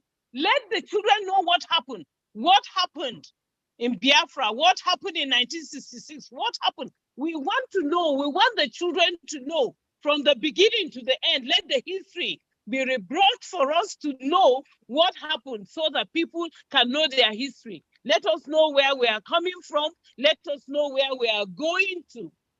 I guess I've spoken for more than 3 minutes, but I want to say never again. And if it is never again, it should be on equal platform. No one has monopoly of owning anything in this country. We are equal. Thank you very much, and God bless you. Thank you very much. Thank you very much once more for the passionate speaking as a mother. Again, we say, and I summarize what you say, it's not about to mount it, to say never again, but it is about putting actions to see why it shall never happen again. I will take the privilege now to get back before we had Elder Umar Elazu, whom we tried bringing on before, but it appears there is a problem in his own connection. So we will have the privilege of having him speak to us via the telephone. And as long as he picks, he will come up now. Elder Umar Elazu, I don't know if did he manage to come on back office. Can you please check? If not, he's been placed on speaker now. So if he comes in, he can quickly speak to us either way. Either he comes back. Okay, so Elder Umar Elazu, please, 3 minutes. Is he back on? No, he's not back. You can proceed through the phone. He's not back. Okay, so yes, I'm trying to connect him now via the phone so that we can have him quickly speak to us and make his intervention. While we do that, I think we can quickly go to the next person, and since the connection appears to be a little bit problematic, I think the line is somewhat busy, but it's fine. We'll go to the next person now, and that will be in the person of the Afro Senator. That is in the person of Senator Shehu Sani, a former senator from Kaduna State. Senator, can we please back office, can we spotlight him? We have Senator Shehu Sani there. Senator, you're welcome. And please, can you make your intervention max 5 minutes? I think back office, you help us with the signs when they exceed so that we call their attention. Senator, you're welcome. Thank you very much. Thank you for having me. Well, it is an honor to be here and make my little contribution. First of all, I must appreciate the honor of this invitation. And then I have had the presentation by various speakers, particularly the elders, those who have seen it all. But for me, I have a very little contribution to make. First of all, we can aptly say that the Civil War has ended over 5 decades ago, but the civil battles continue. Because from the time the last gunshot was silenced to this time, thousands of people have lost their life as a result of issues still that has to do with of the country, whether it is ethno-religious war or sectional issues or whatever. We are still having problems with ourselves as a country. And then the next I will say is that what are the lessons we have learned from the Civil War? Because for such number of people to have died, over 2 million, and for such a country that has invested so much in that war, in the name of uniting a country, what have we actually achieved? Are we actually united? These are the questions we need to ask ourselves. Well, for you to get the practical answer of that question, you need to go through the comments of people, young people that come from the Southeast, and young people that come from the North, and young people that come from the Southwest. When you go to social media, the young people who have even not experienced that war are still entrenched in the belief, the young people from the Southeast, that the war was a massacre, was a persecution of people of Igbo ethnic stock, and the ones from the North still feel justified on the federal side. So what have we actually achieved? It is important for us to understand that the national anthem is not enough to unite a country. The constitution of the country is not enough to unite a country, or the national pledge, or whatever emblems we have, the national flag or whatever. But what is most important is that we must entrench justice and equity. Every part of Nigeria and every Nigerian from any part of the country must be given the recognition, the honor, and his dignity must be recognized as an equal participant in the Nigerian enterprise, which is very much lacking. In the late 50s, Umar Altine from Sokoto State contested election in Enugu State and became mayor. His family still lived in Kaduna, and I happened to visit them some few weeks ago. Their own thinking about Nigeria was different from what we are having today. In 1999, Ike Madu from Imo State was born and lived in Kaduna, and he contested the State House of Assembly and won. Now, with these two examples, it is impossible for you to say 2 decades after the restoration of democracy, it is possible for anybody from the north to win election in the south, or anybody from southwest to win election in the southeastern part of Nigeria. So we're supposed to have said we have progressed to the point that we can really say that we are united as a country. Truly, we have built the Niger Delta Bridge, and one is still under construction. But the unity of our people in their hearts, their mind and spirit is still lacking. People still identify with themselves, with their ethnic affiliations, with their religious groupings. We completely lost what we thought we have founded by that war. And I think these are issues that we need to put forward. People will say that progress has been made by establishing schools, unity schools, NYSC, and whatever. But just engage each Nigerian from where he comes from in a discussion and see what he will say. And they were not speaking out of a theory. It's the reality that that really formed them as a people in the last 5 to 6 decades. If you are holding a position of authority, whether you are a controller general of prisons, immigration, and customs, and your time of retirement has reached, instead of those in the political authority to give the next person in charge to hold that position and assume the seat, they will retire as many people as possible until they reach someone of their own ethnic group. Now, how can you unite a country with all your national conferences, national flag, national anthem, once some Nigerians are more Nigerians than others? You can't have a country that you can actually be proud to call your own.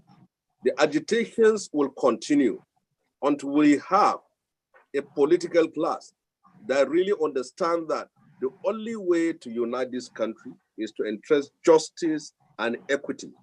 And you cannot do that until you make sure every Nigerian is fully convinced, or majority of Nigerians fully convinced, that his birthplace, where he comes from, will not be a hindrance or impediment for him to achieving anything in life. So I believe that a conference like this should continue and should bring in more people whose contributions will assist us in where we dream to be. Thank you very much for this opportunity. Thank you very much, Honorable, that is Senator Shehu Sani. Thank you very much once more. As your colleague, or your former colleague would always say, you speak the truth, you die. You don't speak the truth, you also die. And I say thank you very much for staying with the truth this afternoon. On the same time, I would I have Dr. Omar Elazo on the line, on the telephone. He's going to now speak to us via the telephone. Elder, please, can you quickly make your intervention note? I would want you to look slightly to the presentation made by Pa Tanko Yakasai as he made his presentation. And I will want you, in your submission, if you can quickly also respond to that, sir. You are now, everyone is listening to you, sir. Dr. Omar Elazo, can you go on, sir? Hello? Yes, we are hearing you now. Go ahead, sir. Can you hear me? Yes, loud and clear, sir. Okay, thank you very much for involving me in this discussion. It's a pity that I cannot manipulate all these first world gadgets. But a little that I've heard, let me comment. My friend Tanko Yakasai read out the names of people, officers who were supposed to have killed northern officers and politicians. But he forgot to mention the conditions that brought about the first coup in the first place. Because when you come to equity, as the lawyer said, you come with clean hands.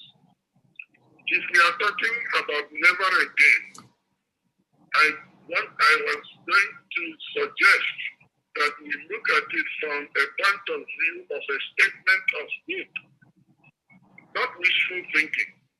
It's a statement of hope that maybe we can stop the kind of circumstances that caused the first coup in the first place. I believe that Tanko Yakasai is as good as I am. He should know that the problem started even from the census. From the census issue, we moved to the issues in the Western region. We moved to the issues that sent Kifawulo was to bring. We moved to the issues that caused Akim to take over the Western region.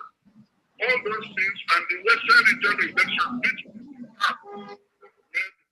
young men of January 15, 1966 to do what they did. And if you read their speech, you know that they were Nigerians, and they wanted to make Nigeria proud.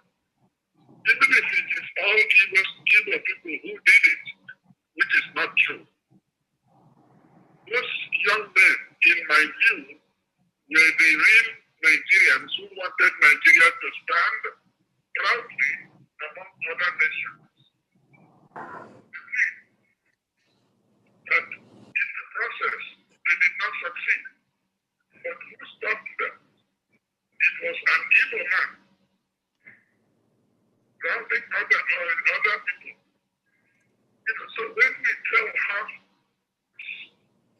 it will not help us in solving the problem of never again. Having said that, let me just say a few things. I believe Nigeria can be a great nation, but it cannot be a great nation if we keep on lying to ourselves, or if we keep on hiding our history.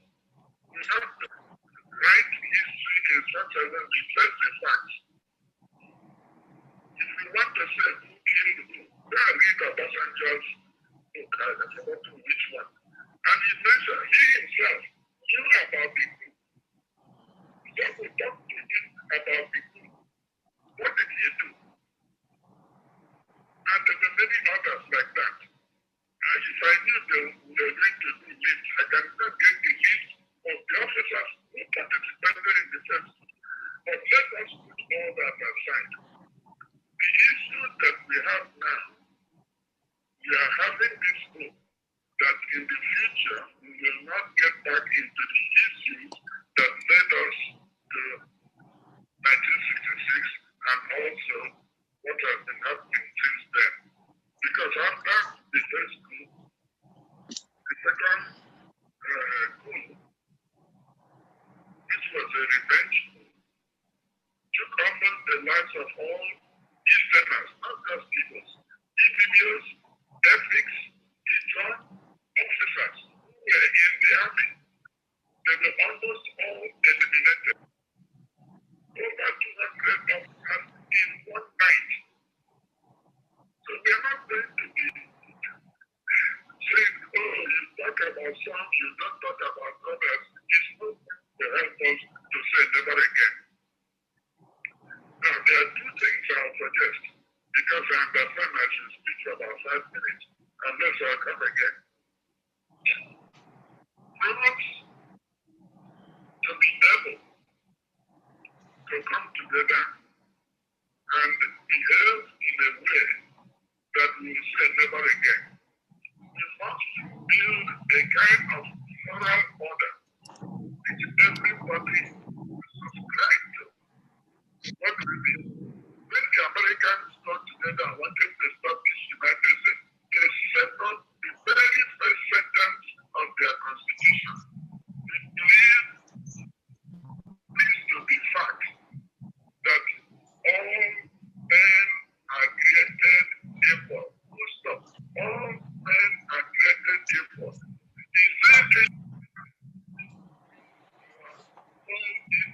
political history that will say all of us are agreed that that is the moral order which will govern and living together?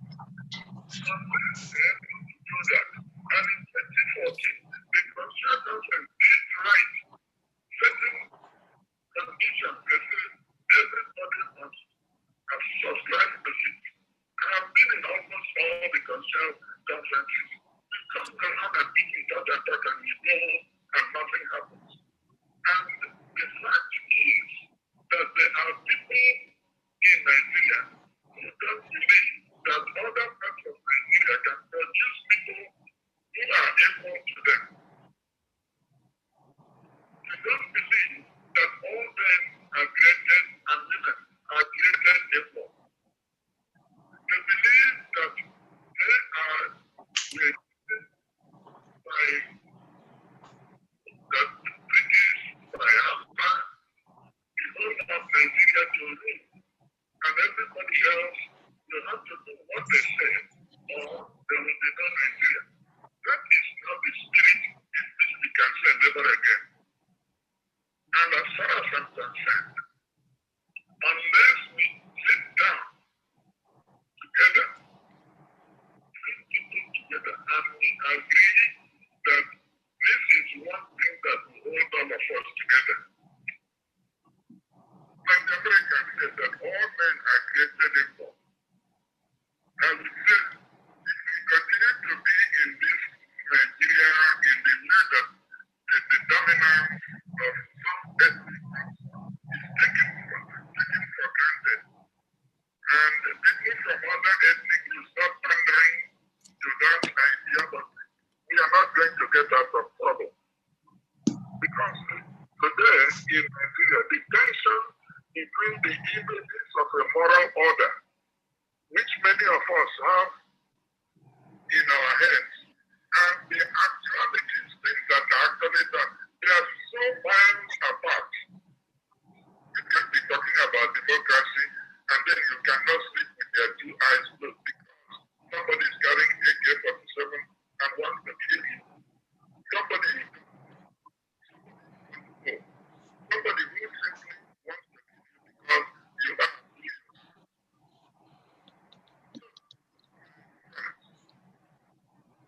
If we want to build Nigeria, everybody will be at peace with one another. We have to start by creating a moral, an image of moral order, which we will teach to the next generation to begin to know in their hearts that they are Nigerians, and that anybody who is a Nigerian has certain rights and privileges which accrue to that name. I remember in 2005, Nicky Toby was a chairman. So can you run? He wanted people to speak, and I raised my hand. The question was, what is the definition of a Nigerian citizen, and what are the rights that inhere in being a Nigerian citizen? And that question has to be answered. Let me stop there. Thank you. Thank you for inviting me. If I could listen to others, I can say more. Thank you very much. Thank you very much. Thank you very much, sir. The back office will get back to you. We'll try to see if we can get you back in the main meeting. On this note, we'll say thank you very much and have a wonderful day. We'll bring you back again to the main meeting. Now, I will be handing over to my good brother, Dele Mahmoud, please, to bring in the next guest. Dele, over to you. Yes, our next guest is a woman of substance and someone I like to hear speak all the time. And we're speaking of no other than Our Lady of Music, Onyeka Onwenu. You are welcome, ma'am.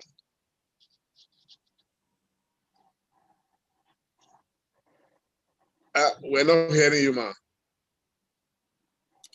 Okay, you can hear me now, yeah?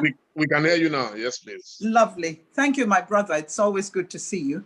My deepest respect to our elders who are here at this meeting. Thank you so much for taking the time. God bless you, God keep you, and keep us too. I'd like to start by paying my respects to some great men who've passed away recently. There are many of them. I'll just name two, and that is Rear Admiral Ndubisi Kanu, and of course, Onyabobi, who is the son of Zetsiobi, the president of Igbo State Union, under whom my father, Dixon Kanu Onwenu, Dike Onwenu, served as the principal secretary. There's a long history here. We're losing people who have still so much to give to this country and so much direction to give to us. I'm almost tearing up and I don't want to. But I pray over all of us and I pray over this country that God will still have his way with us. This is a great country that we're all a part of, and there's a reason why we've all been brought together.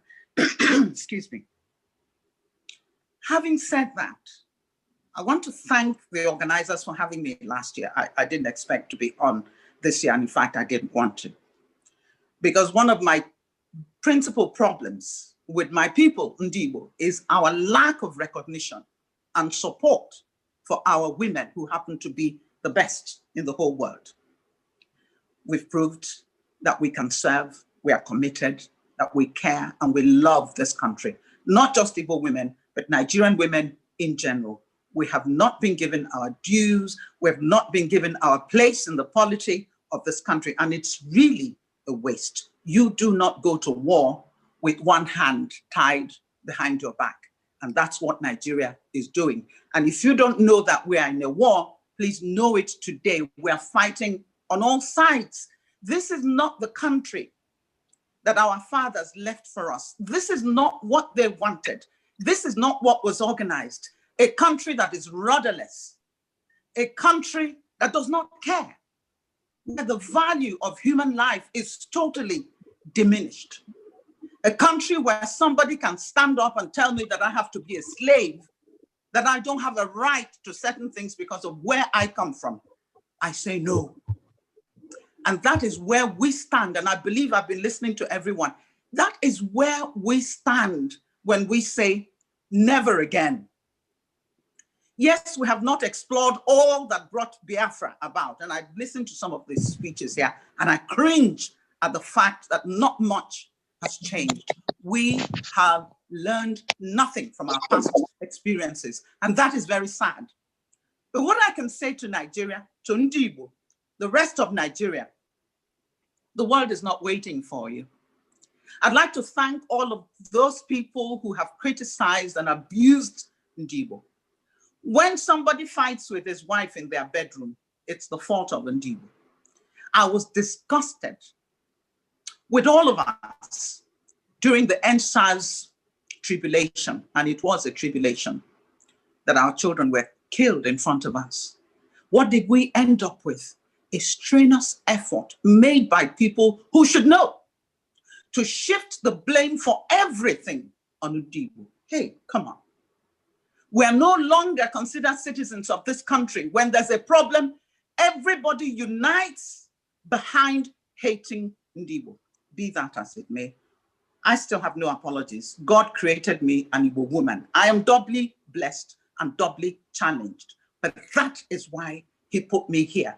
And may he use every single one of us to achieve what he means, what he set this country up for. Let me round up so other people can have a chance to speak. Where do we go from here? Let me thank those that abuse other people. You encourage them. You make us stronger. You make us more determined.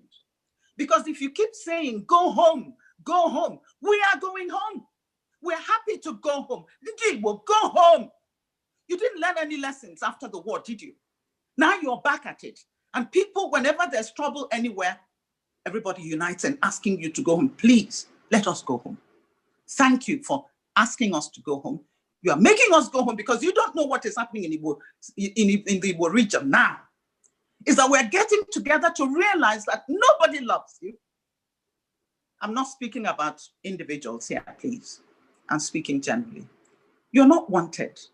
So even if you're not wanted and they don't want to let you go, you can still go in many ways. Start taking care of your own problems. Start dealing with issues of food production, agriculture, development in every way possible. You are a people who are blessed just like everybody else. Never apologize for whom God has made you to be. Stand on it. Take it in the chin and know that you can make progress and show the world that this group of people can never be kept down, that the true Nigeria can never be kept down. Those who carry on as if they own the world and they own heaven, one day you will stand before the Almighty King of Kings and you will have to answer. Thank you all very much for having me. Thank you. Thank you very much for that short and brilliant speech. So on this note, we'll be going straight to the next speaker, and that will be Dr. Akim Babar Ahmed. Doctor, please, you are welcome to make your speech now. Thank you, sir. Well, thank you very much. Like others, I would like to also express my appreciation for being part of this very important meeting. And I'm happy that I'm speaking this late into the program because it has been a very rewarding 2 hours. I've listened to a lot of people.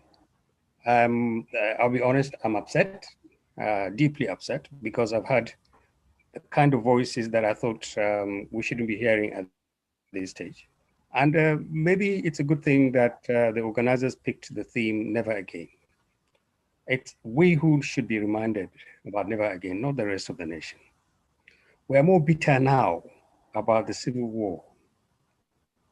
51 years after the end of the Civil War, we're more bitter about the circumstances, about what happened, what didn't happen, what versions of history we want to adopt, what version of history we want to throw away, than we were 5 years after the Civil War.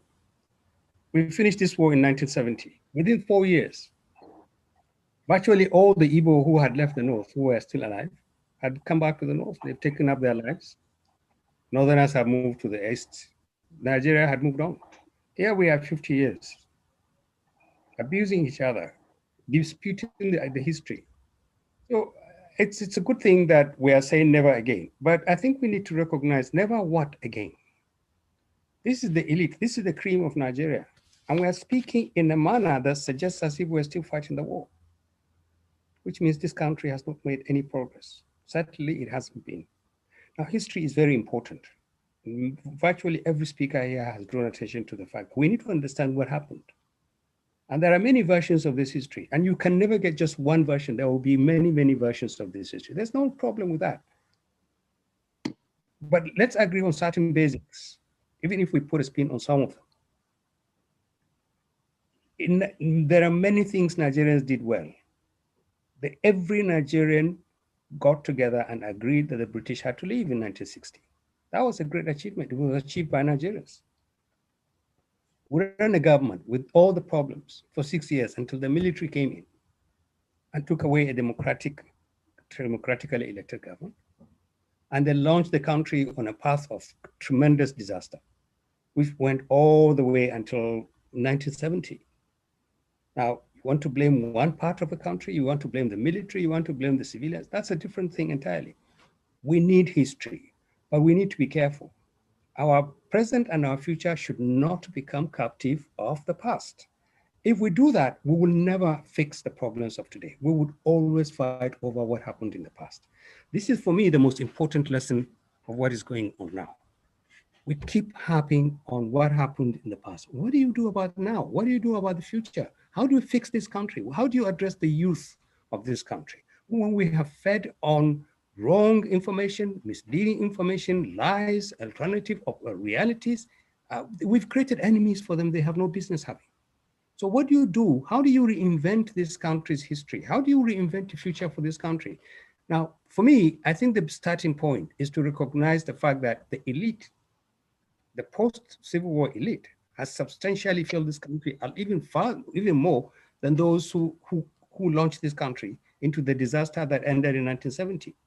So what do we need to do? I think we need to recognize the fact that as we speak, the year 2001, this nation has never been worse than it is, not even during the Civil War.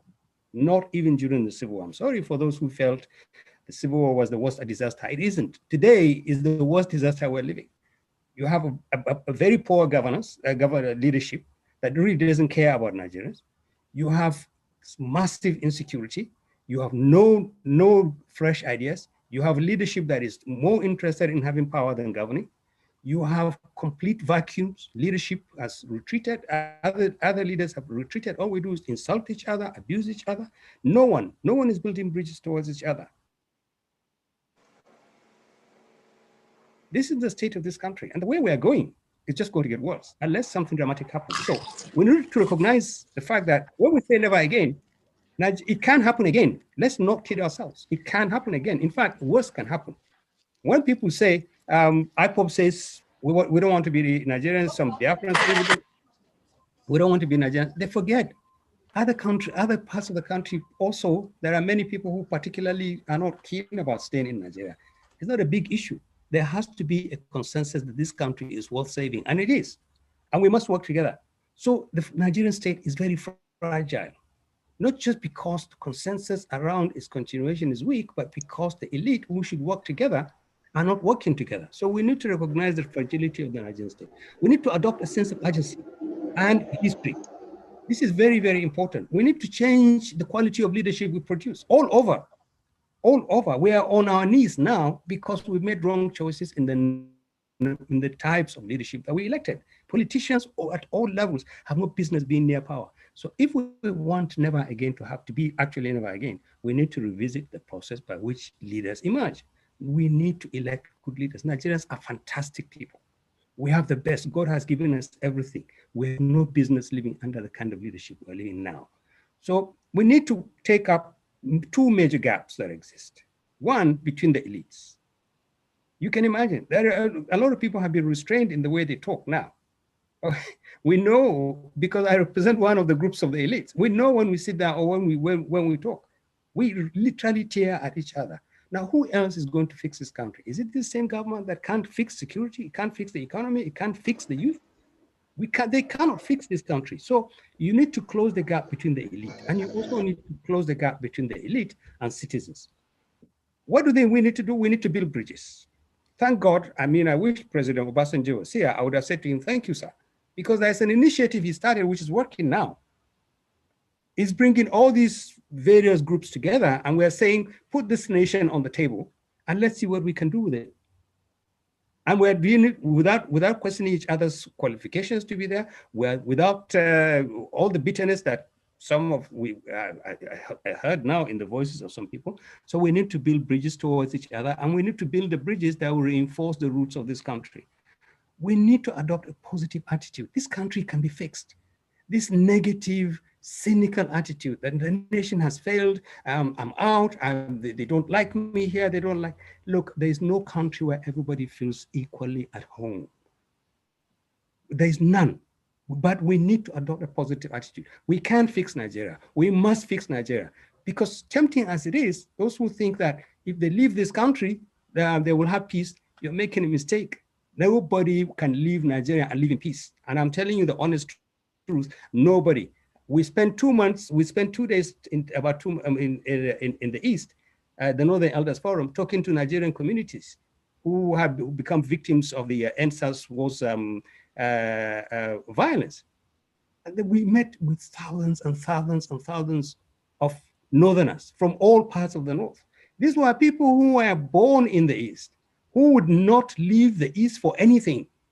We have thousands of their type in the North. So the roots of this country are very deep, but we are not recognizing that we need to adopt an attitude that says, create a Nigeria for them. Create a Nigeria for these Nigerians who are all over the country, who believe that it is worth taking a risk to live in another part of the country and to contribute to that community where you are and to feel at home. And this is very, very important. No Nigerian must be made to feel second class, none. We must build a country of laws, not a country of ethnic groups, not a country of rulers and other people. We need to build a country. So we need to adopt a positive attitude. And it is very important, particularly among the elite. We can and we must fix this country. Then we need to integrate young people. It's amazing. I sat here for the last 2 hours. I've been reading religiously all the comments that have been coming in from people outside this meeting. It's unbelievable. Close to 90% of them are people who are insulting us. We don't want to hear. We want out. We want out. We want out. Look at these people. Then the youth is entirely alienated. And I don't mean the youth from the East or the West. Our young are alienated. They don't feel part of this country. And we are not doing anything to integrate them. We're not doing anything to give them something to value in Nigeria. This is a terrible problem that we all have.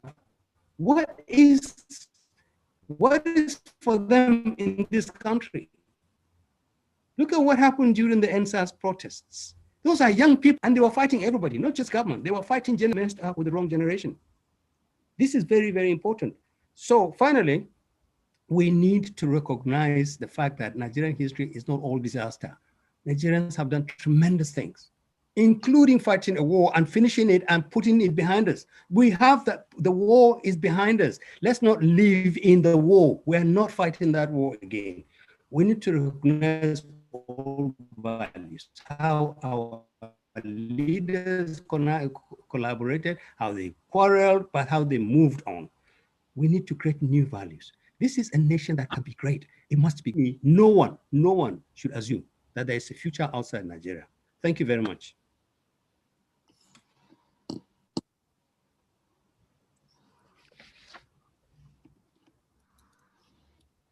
Thank you very much. Thank you very much for that presentation. And I think you raised some salient points that would please engage our minds and for us to understand where we are headed to. And not to waste much of our time, once more, I would use the opportunity to call on Professor Ladi Hamalai. Is the professor there? Professor Hadi Hamalai. Is the professor there? Back office, can we spotlight the professor? If the professor is there. She's there now. Okay. Yes, she's here. Professor, can you kindly unmute yourself? Okay, you've just done that. Go ahead and make your intervention, Prof. Not more than 5 minutes. Thank you. Okay, thank you so much. It's my pleasure really being here to have met, seen so many of those I've not seen for quite some time. May I just say something that is outside my own 5 minutes? I have an experience that I think I want to share with all of you. Nigerians, whether you are from the Southeast or Southwest or North, wherever, we like each other's interests. We support each other. And I could remember when I was doing my research, I was doing my PhD then from the UK. I came in from the UK. I stayed for almost 1 month in Lagos doing research. And I was assisted in so many ways by people from there. I went to Ibadan. I've seen people from the Southeast sending even data to me abroad using their own money. So that changed my perspectives about Nigeria. I think we Nigerians, we appreciate each other and we can work together. But when politics comes in, then that's when things start falling apart. I think we should go inside at the basic social personal levels and see how we can replicate what is happening at the personal level to the political level. And I'm sure it will not be difficult to fix Nigeria from my experience. And the greatest help I've gotten in my life are from people from the Southwest, South, not from the North. Now, my topic of my paper, or 5-minute presentation, failings of constitutional federalism in Nigeria.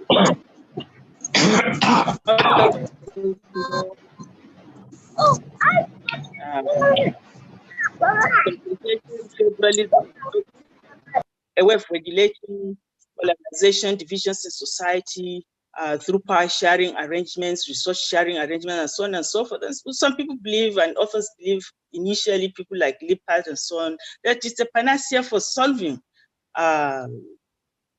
divisions and conflicts within multi-ethnic plural societies that are badly divided. But we've seen also the failings of this kind of system. Consociationalism is not working in Nigeria well. Power sharing arrangement, whatever is resource sharing arrangement, is not working well. Even in Belgium, we are not sure if it's working that well. The intentions may not have been what is being realized, because every year you see more constitutional amendments in Belgium that is driving the nation towards confederalism and not the federation that they want to keep together. It's just like the states creation in Nigeria, the strive for state creation, create 30 states, you still want 50, you still want 100 more states, you still want this. This is what is going in Belgium. So my real take on this is that I think we have a lot of things in Nigeria that are binding us and that can continue to bind us together. And we should look at some of these issues and see how we can maximize the presence of these factors so as to heal our nation. Now, the major issue that I've seen that I think it's important is the Constitution itself. The Constitution created a vacuum on this indigenship issue. Section 147, subsection 3, talks about ministerial appointment and must be indigenous of states. I think this is what created an issue. And since then, you start having indigenship letters from local governments for it to do anything in Nigeria. I think it's unfair if somebody's parents, grandparents born somewhere and he will live up to the age of 30 and somebody will tell that person he's not an indigent. We are not being fair to ourselves. I believe that we should amend that section and insert a definition of indigent, whoever is born in that particular locality, in that local government, and has lived there for 16 years, that's voting age, or 18, should be given indigenship certificate. So you can have 1 million Igbo people living in the north who are indigenous of those states. This way we can start breaking these barriers. This is my area, this is not my area. The we against them mentality will continue to disappear. I think slowly people now find that there's an open space in the country for everybody. You belong to whichever part of the country, not just one part of the country. This matter was raised during the assembly. There was a bill, one of the proposals was to amend that section, but it wasn't approved. I think our elites, political elites, should rethink that position and revisit this particular matter. Now, the other issue that I believe it's important is the market. The market is one of the best binding factors historically anywhere in the world. And Nigeria lucky that we have diversity in resources, diversity in culture, which would make a trade and investment important, and which can also create comparative advantage and complementarity that can unite the country. Rather than focusing on importing, why can't we focus on our domestic market and expand domestic market, expand trade and investment? I know successive governments have undertaken liberalization policies, marketization policies, but we are still not there. We have major challenges. Some of these challenges now include security, not only security, but even poor infrastructure. Fintech is there, is overcoming some of these barriers, formal and informal barriers. But I think strategically, policymakers should look at expanding the domestic market, expanding trade and investment, domestic trade and investment as a strategy for creating national unity, as a strategy for nation building, not just for economic growth. Then the other factor that I would want also to look at is that there's no way you can have national unity. Let it be my final point. There's no way I can have national unity if you have so much corruption, very weak institutions, so much deprivation, poverty, unemployment, hopelessness of citizens, especially the young ones. You have to address some of these issues. There are researches upon researches done that tend to look at a comprehensive political instability index from the perspective of accountability and inclusiveness, accountability and economic growth. This particular, out of maybe a few thousand indicators, accountability and economic growth tend to be the highest in terms of contributing to political stability, to peace and nation building. Without that, good governance, then you are in trouble. Then you continue disintegrating, as so many of these African countries are doing. And I pray that we start looking at our own issues, political development issues, economic development issues, as issues of nation building, not just the market. You use the market to build the nation. EU is there, they are uniting because markets to thrive, development to thrive, you need a free market, you need an expanded market, you need all areas working together on the basis of equality and common grounds. Thank you so much for listening. Oh, wow. Thank you, Professor Ladi Amalai. Thank you. I think you have touched on a very, very important aspect of this conversation, and that's integration, indigenship. And I would quickly use myself as an example. My father originally came from Edo State, migrated to Ile-Ife, lived in Ife, worked in Ife, died in Ife, and was buried in Ile-Ife. But if I stand up tomorrow, I was born in Ile-Ife, lived the first maybe 28 years of my life in Ife. But if tomorrow I say I want to be a senator in Osun State, they will tell me the history of my forefathers. Now I've lived in Lagos. I've done most things in Lagos since the age of 28. Nobody will consider me a Lagosian. Whereas I fled into exile in 1995.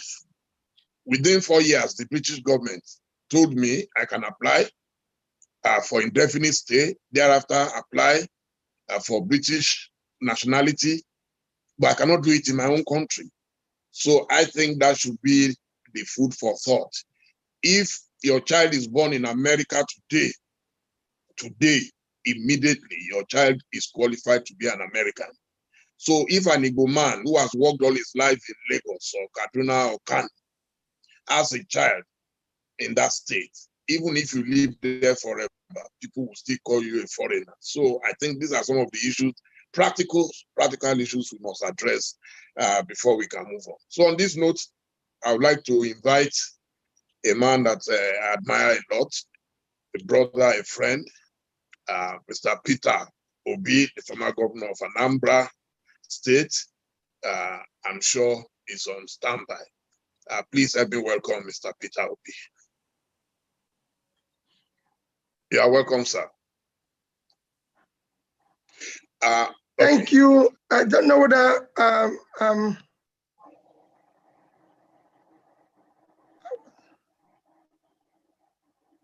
you are welcome, sir. I think, are you hearing me? Yes, we can hear you. We can hear you now. We can hear you. Okay, because I still have something here saying unmute yourself and everything. We can hear you. We can hear you, no problem. Okay, well, mine is very simple. Let me, my dear brother Dele, I think mine is to most sincerely thank the organizers for this opportunity of learning, because I spent some few very good time learning from the time it started till now, that I wonder if I'm able to make any contribution at all. But thank you very much for this opportunity to learn. My contribution is very simple: never again. If you listen from our fathers that we hear, which I'll thank them as their son because I listened to them tell you where they are yesterday, and you listen to my own brothers from Kuka to my sister Onyeka and Ahmed, you could see that when we say never again, it is, we just have to remain prayerful, because we are still traveling on the same road to the same destination. The road have gotten more bumpy, worse than it was that then when they traveled it before. So if you compare what I've heard today and what is happening today, is like what brought Nigeria to that destination in the past have actually gotten worse today. So that road has become more bumpy.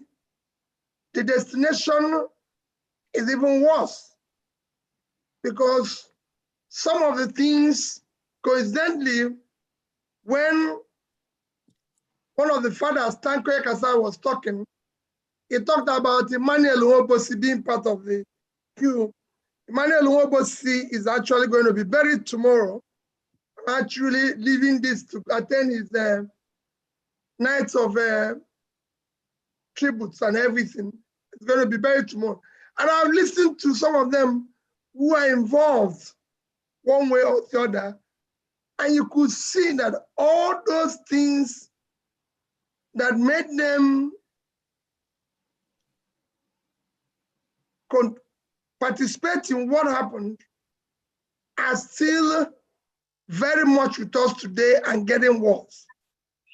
Starting from number one, incompetent leadership with total lack of capacity and character. It's still here. You have a situation where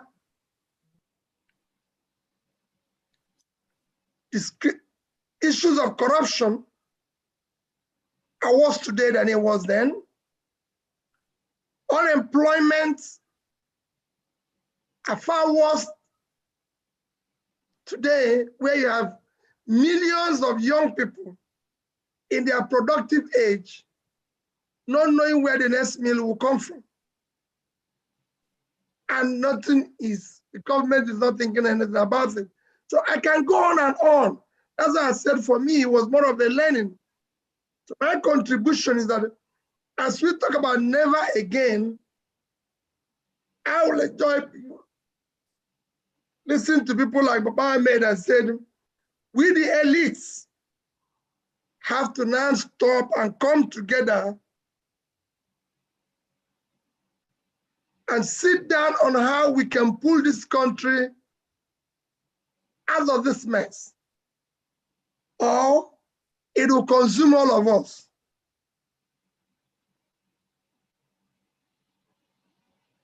That's where I will end. I said my own is the learning, but we cannot continue the way we are today. We have across the entire country, for local government to the highest level, what I can call incompetent leadership that don't have the capacity to solve the country's problem. Then you have discussed it, and I tell you, you don't go to a Formula One competition with a Molue driver.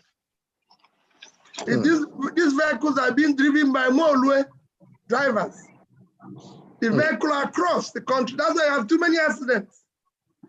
So you need to have the proper people who have competence, who can do the job and everything. That's what China, India, everybody, Professor Pastor Tommy has studied so many countries. He knows that the first thing they start with is competent leadership. If you don't have it, you have a problem. Thank you for inviting me. Thank you, sir. Thank you so much. We're neighbors that we don't see. You are too busy. But I'm happy to at least see you here today. I'm in my village. I'm in Onitsha.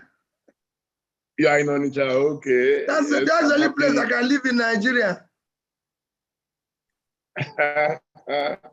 No, you can't run away from Lagos. You are part of us here.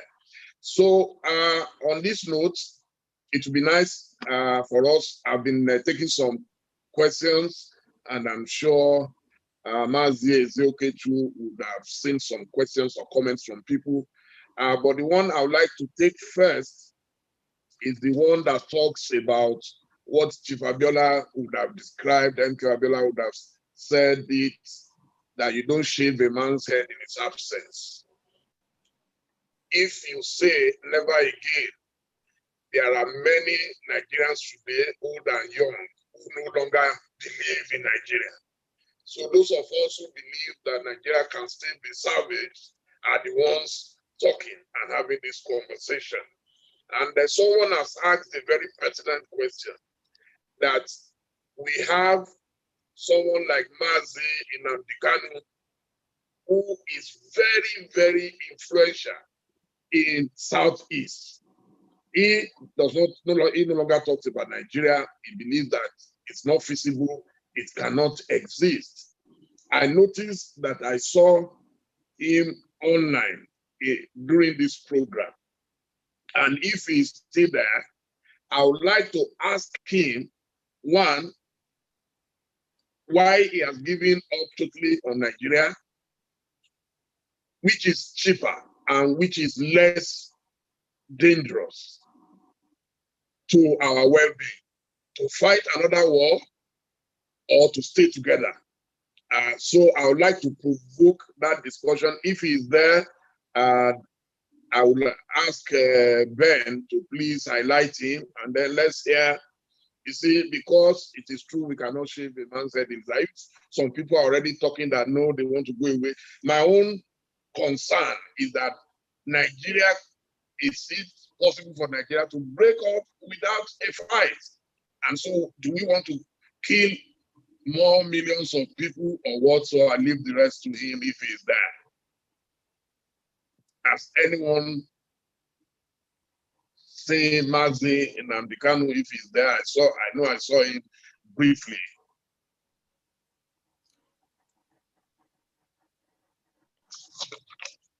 Then, if he's not there, then maybe Mazi Ezeoke should also take one of the questions or comments. Yes, thank you very much, Adele. I think Mazen Nandekano is no longer here. I think he came in with Nandekano's iPhone, or Kano's iPhone, but I can no longer see that device anymore. On that note, I would say it would have been nice to have his perspective on the question you threw. Now, one of the things, if the back office could help me do is, we know that we have questions as currently pointed out, but we have people who have raised their hands to either make their interventions or ask questions, and we will give them 1 minute each. Now, I know here, I've been told ab initio by our sister, Ankyo Briggs, now who is also now with us here. It would be nice to have Ankyo Briggs make a very quick intervention. We permit you 2 minutes, but please, sister, do not exceed the time allotted to you. Ankyo, if you can unmute yourself and make yourself visible, we will. I think you unmute and mute yourself.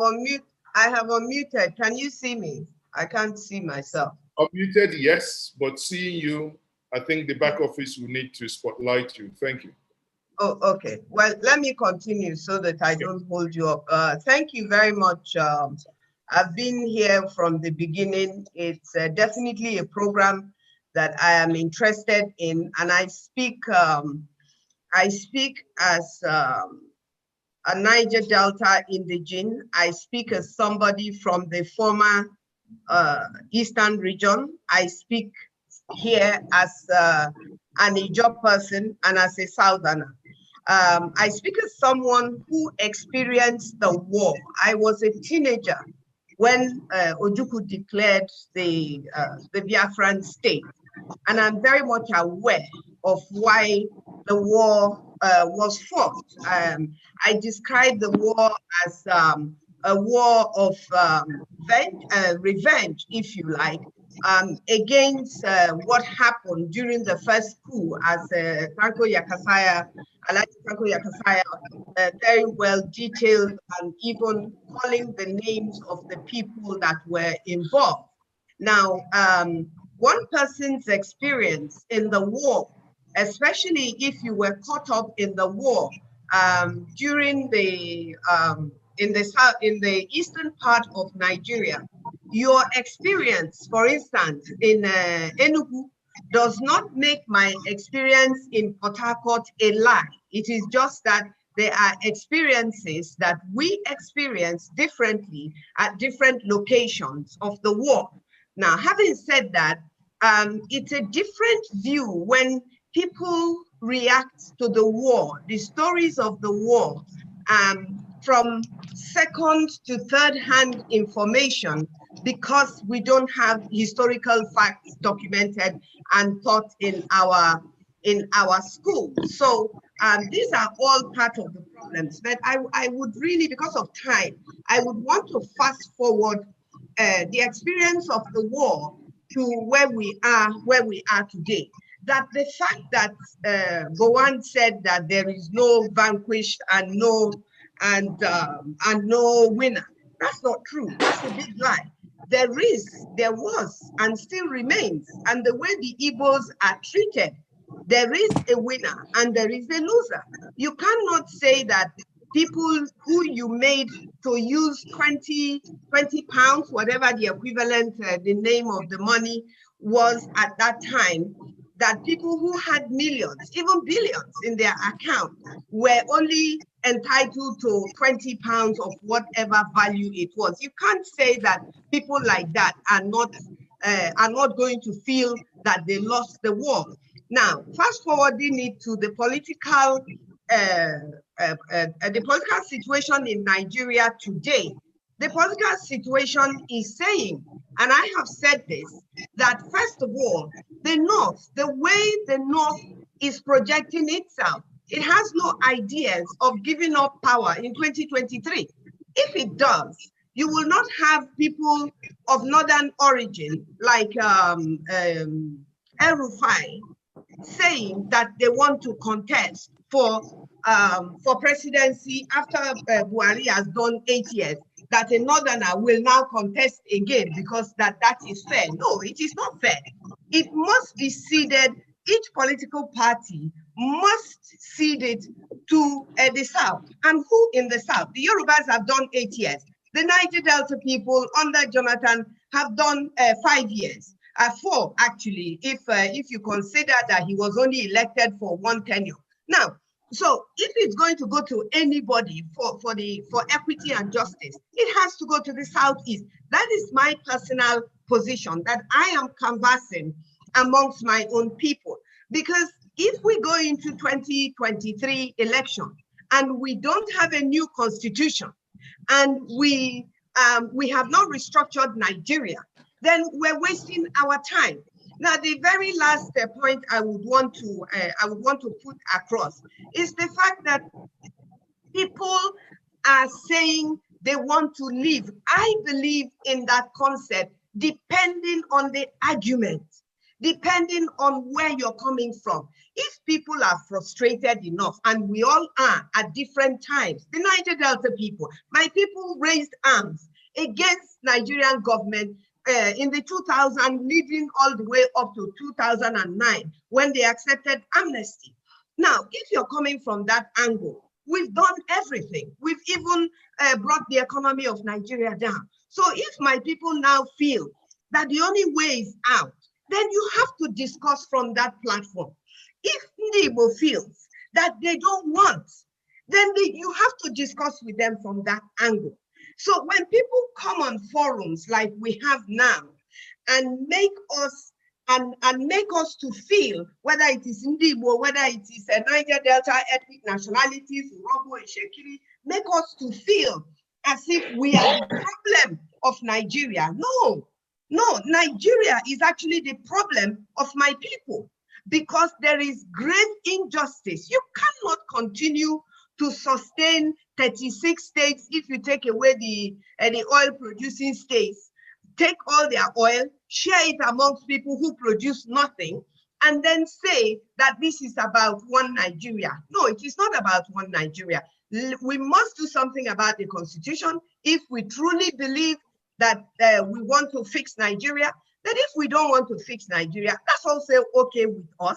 Let us discuss how we're going to move forward, whether that moving forward means within or without Nigeria. I don't know whether I'm still within my my space or not, but I think that's where I want to delay. That's where I want to leave it. Thank you very much. You've well exceeded your allotted time. On that note, I would be handing over to my good brother Dele for that. I think Mazen Nnamdi Kanu is back here, so Dele can repeat that. Yes, he is back. He is back. I've had the privilege of speaking extensively with Mazi Nnamdi Kanu in the past, and we've been on this conversation for a while. So I'm happy to welcome you back, Mazi. Thank you for agreeing to join us back at short notice.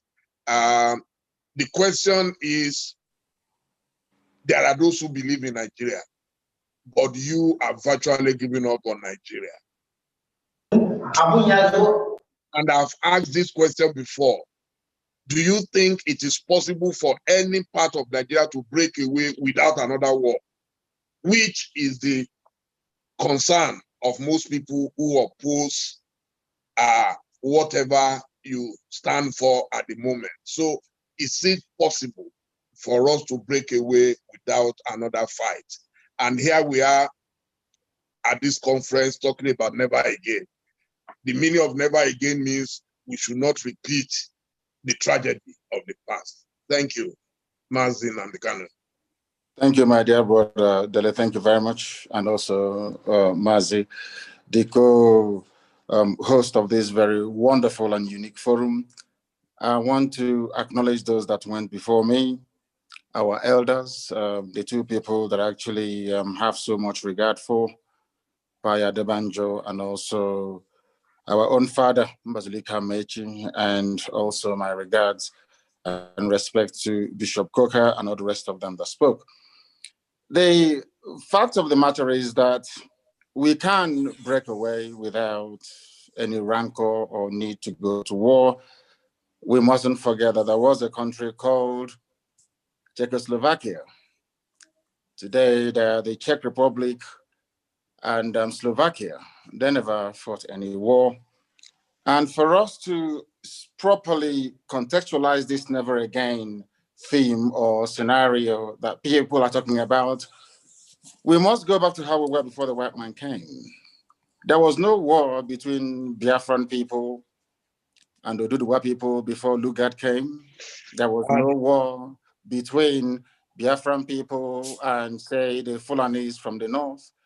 Everybody minded their own business until the white man came and decided otherwise. Decided otherwise in such a way that even Igbo land itself is carved up into heaven knows how many states, even some of them in the north, as we speak. My own relatives from a Jaw land that we never fought any war with decided all of a sudden that we are no longer together or should be one as a people. All of these things are the vestiges of colonialism. And I blame it squarely on the shoulders of those that call themselves the founding fathers of Nigeria. And after them, those of them that call themselves rather laughably the elites. You don't have elitism in a place where there is no running water, no good roads, no good schools. Cattle headers are busy slaughtering and massacring people everywhere. And some people have the temerity to come out on national television or on this forum to say they are the elite. Elite of what and for what? What have you accomplished? Absolutely nothing. So all this vacuous elitism makes me very, very sick. I do not subscribe to it. My main point that I want to raise is a brief response to what Tanko Yakasai said a while ago. There seems to be this blame game going on in Nigeria.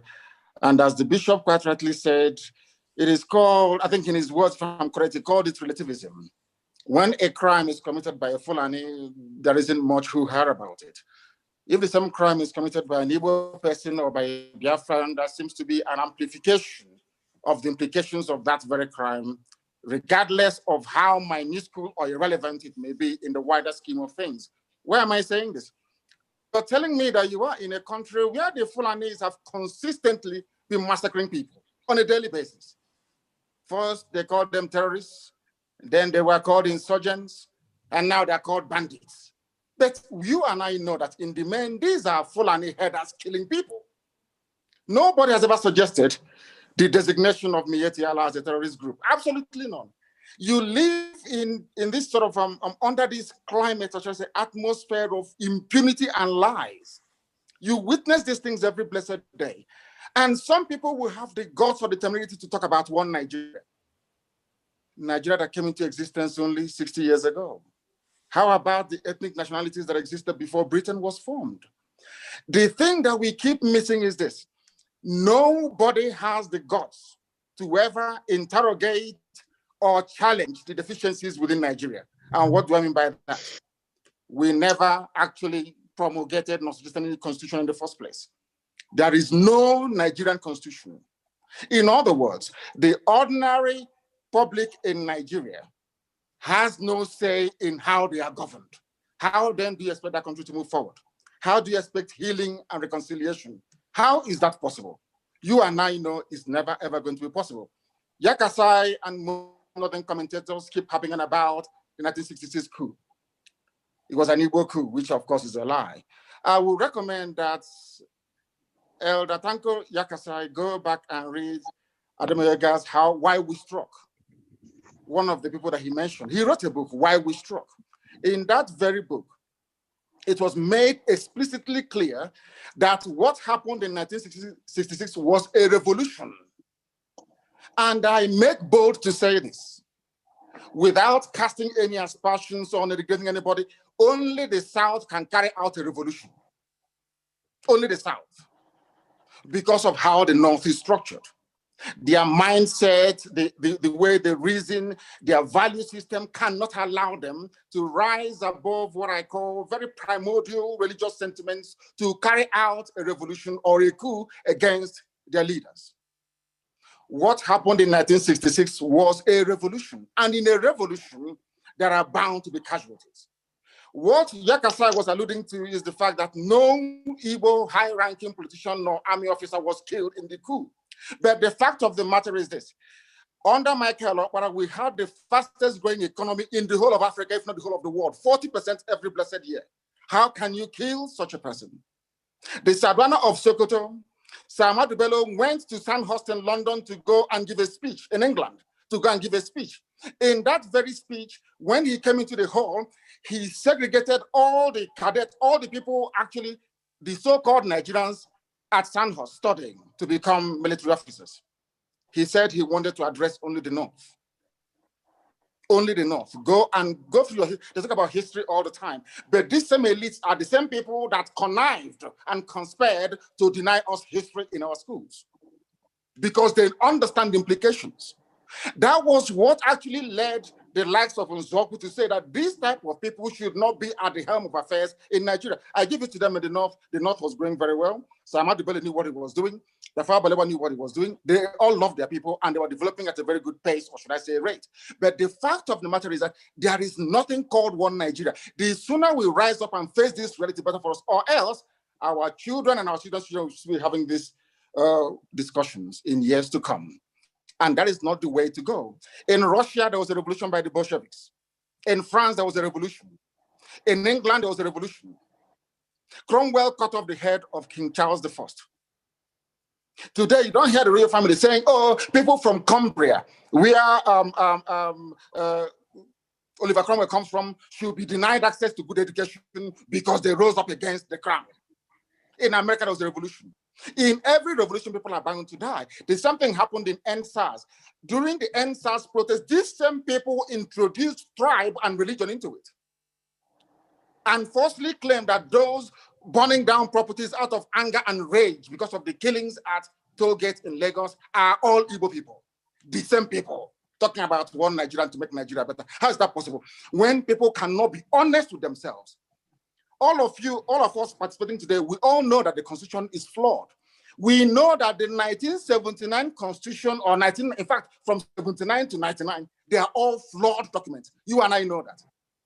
But because it's the turn of your village. You want to rotate presidency, you want to start eating as other people, you want to start buying houses in Dubai, in the UK, and in America. You say, oh no, not in my turn. That is what they're doing. Once you're elected as a senator, as a governor, or whoever you are, you will say to yourself, not in my turn. Let me make that money that others have made before proceeding. You stay in a country, you are in a country where Omar Diko is the most corrupt individual out of Africa. He's the Fulani man. The families are now enjoying the loot, the money he stole. There was a man called Ibrahim Taher, if you have forgotten. This man burnt Nitel down at Marina after stealing all the money. And we are here pretending that somehow things can be better. It can never, ever be better. There is something called a referendum or a plebiscite. There must be a constitution formulated by the people, and that is the best way to go. Without it, these discussions will continue forever and ever, and Nigeria will remain as poorly and as deprived as it is today. Thank you very much. Thank you, Mazi. Before you go, please, there is a fundamental question that we would want you to address, sent in, that have you reduced the entire Fulani to herdsmen who kill Southerners? Is it right? Is it fair to reduce all Fulanis to herdsmen who kill? I am trying to pay them back in their own coin. Ojukwu went to Aburi to negotiate for the same restructuring we are talking about today, going back to the regions. Every Igbo man in the north, every Biafran in the north, and to an extent some Yorubas as well, we are tagged rebels, slaughtered and massacred in the north. What are the Fulani leaders doing about this spate of insecurity and terrorism in Nigeria? Only the Fulani are responsible for ISIS in West Africa, for Boko Haram, for Ansaru, for all the so-called Fulani headsmen, sorry, the bandits that you have in the north. You have Fulani governors paying Fulani people to come to Nigeria to kill. A Fulani governor, I think the one from Bauchi, openly said, we want to relocate all the Fulanis in the Sahel back into Nigeria.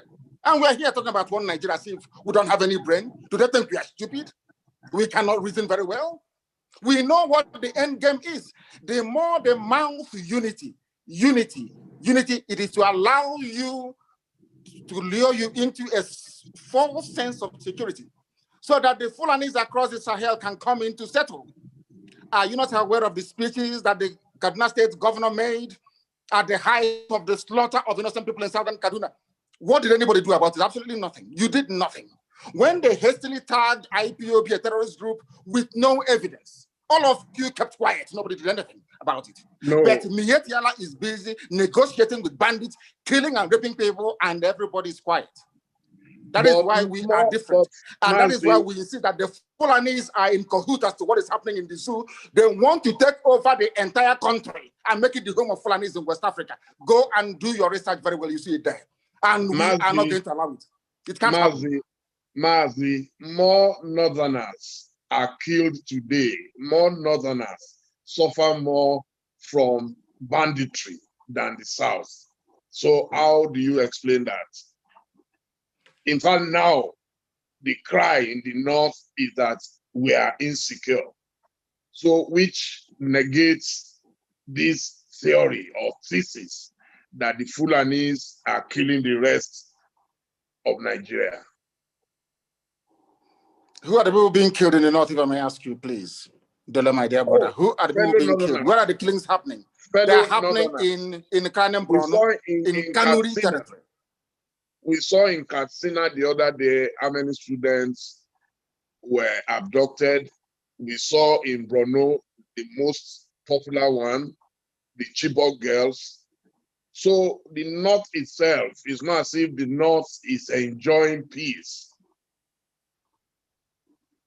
It is as a consequence of their own action. They underestimated how huge the problem will become in time to come. They fed this little python, they kept feeding it, and one day the python turned around and started swallowing all of them. That's what they did. It is a consequence of terrorism. That is what actually happens. Once you spend years and years and years nursing and feeding terrorism, at a time it will come back to consume you. It is a natural consequence. It is a natural order. That is what they are suffering from. The true intent, the reason why they formed all these groups was to harass Jonathan out of office. That is a known fact. Nobody's denying that. They connived with Obama and all the rest of them. They planned perfectly to say that Jonathan was incapable of handling the situation in Nigeria. So a general has to come in. Tinubu, on his part, promoted that very false narrative. Only a general can save them because they were impervious to all the indices that leads to and sustains terrorism. And today we have it. In Afghanistan, it's the same. Afghan people, I wouldn't say that the Taliban is a terrorist movement. Of course, they designate as such. But look at the Taliban in Afghanistan. They started by killing occupying forces.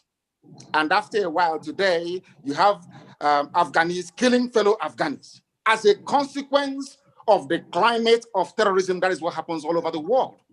What is consuming the North today was what they themselves created. But some of us are too scared to speak the truth. Who brought terrorism into Nigeria?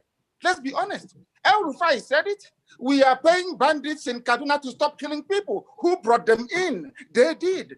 A Fulani governor of Bauchi State said, we are seeking to resettle Fulanis into, are we deaf and dumb and so stupid we cannot reason properly? We are here talking about the niceties of constitutional change and reform and all the rest of it. They are not willing to do it. They understand the implications. Once you regionalize the governance of Nigeria, they understand that their stranglehold on the resources from my land that sustains that very contraption called Nigeria will slip away from their hands. And they do not want it. My anger is reserved for those who are complicit in the mess called Nigeria.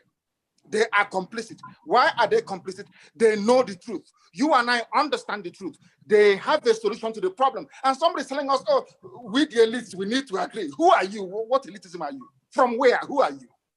It is the masses, the population that determines. It is called a republic for a reason. It belongs to the people. The people will rise and determine how they should be governed. Not a few spent forces somewhere in Abuja discussing the fate of millions upon millions of people. I am a Democrat at heart. And I want, if it is possible, had Nigeria been good, do you think I'd be agitating? These people, they buy houses in Dubai, they buy houses in England. Is the man, people talk about presidency, regional presidency rotation. Is the Prime Minister of England from Isekenesi? Is the Prime Minister of England, is he an Urobo man? But you prefer to buy houses in England. You go to Dubai, is the Crown Prince of Dubai or whoever is ruling Dubai, are they from your village? Are they from your village? But you will prefer to go and buy houses in Dubai than to buy a house, let's say in Bauchi, that you are in one Nigeria. Mazi, thank you so much for your contributions. We hope maybe you and I would have a direct conversation again very soon, if you agree, and then we can continue. Thank you so much. Thank you, Madam Brother. Thank you very much. Thank you. And Mazi, is it okay? Please, I think we are getting to the end, and I'm sure Professor Batutomi will still like to have a few words to summarize what we have been able to do or achieve today. But the conversation will definitely continue. And I'm sure we would also bring Ngozi to speak to us. So Mazi, please take over. Thank you very much, my brother Dele. And as you rightly said, we will be bringing in Professor Barton to quickly speak to us. But after Professor Barton to me speaks, I would like to give at least 3 people from the Zoom meeting, the participants or the guests. There are about 3 or 4 people who, for the last 1 hour, 2 hours, have been raising their hands. I would just want them to quickly, 1 minute, to have their intervention. But first of all, let's give Professor Barton to make time. All right, Prof, can you please go on? Thank you. Well, thank you very much indeed. I appreciate the passion that is flowing from all the speakers. I would like, however, to suggest that as passionate as we all may be, that where we're going is more important than where we are coming from. I want to speak. I have not spoken. Yes, sir. We'll get back to you, sir. Okay. Yes. I think, first of all, let me give a message. Dr. Kalu Idika-Kalu has been on the phone with me. He's very unwell, but he wants his sentiments communicated to all. He wants to encourage us to see this as bridge building, which is really where I stand myself. We must build bridges to make progress. I think that Ambassador, God knows Igali, was brilliant as a scholar in looking at how history has affected the development of nations. There have been wars and there have been wars. There is no point in becoming hostage to yesterday. I think what matters is how we ensure yesterday does not get in the way of a better tomorrow. In Ambassador Igali's comments, he talked about Europe and all of those. I wish Nigerians read enough of that part of Europe's history, the defenestration of Prague, and how a quote-unquote small thing resulted in 30 years of war that brought us to the Peace of Westphalia between 1618 and 1648. And the 100 Years' War was referred to in his comments. All of those things have happened in history. People have not allowed those things to block their future. Instead, they were building blocks of tomorrow. This is why I personally thought that one of the most captivating presentations today came from Dr. Akim Babar Ahmed. Because, yes, we must understand yesterday so that we don't repeat the mistakes of yesterday, as George Santayana warns us about history. But I think that it would be great disservice to the future if we become hostage to that history. However, learning these things from passionate people is useful to condition understanding, but not to color the essence of where we should be going. And that is really what matters. And so, Mazi Nnamdi Kanu, your passion is understandable, but there are people who will see history from different perspectives. So let us just all manage this in a way that we can build a greater tomorrow for our children. Because this is really what counts. That history happened, it has happened. Where are we going? How do we build a nation in which there is equal opportunity for everybody? How do we build a civilization of love in which people care about one another? And we've heard even from this discussion of history. Senator Shehu Sani talked about visiting the Altini family very recently. It is those kinds of voices that we'd like to be hearing. And that's the purpose of the Never Again conference series. How do we bring those out? I was talking about my 1.5 hour conversation the day before yesterday with President Obasanjo, and his insistence, in fact, he threw the thing at me. You are going to have to lead this research that will produce these documentaries. Let everybody, we name names, everybody who was involved from that coup. In fact, we talked about Bemboulier. I didn't even know when we were discussing that one of them was going to be buried tomorrow. But we named all of these people one by one. This conversation with General Obasanjo the night before. And the question is, let's get all of them to speak truthfully. What happened? How did Iransi get killed? How did this person get killed?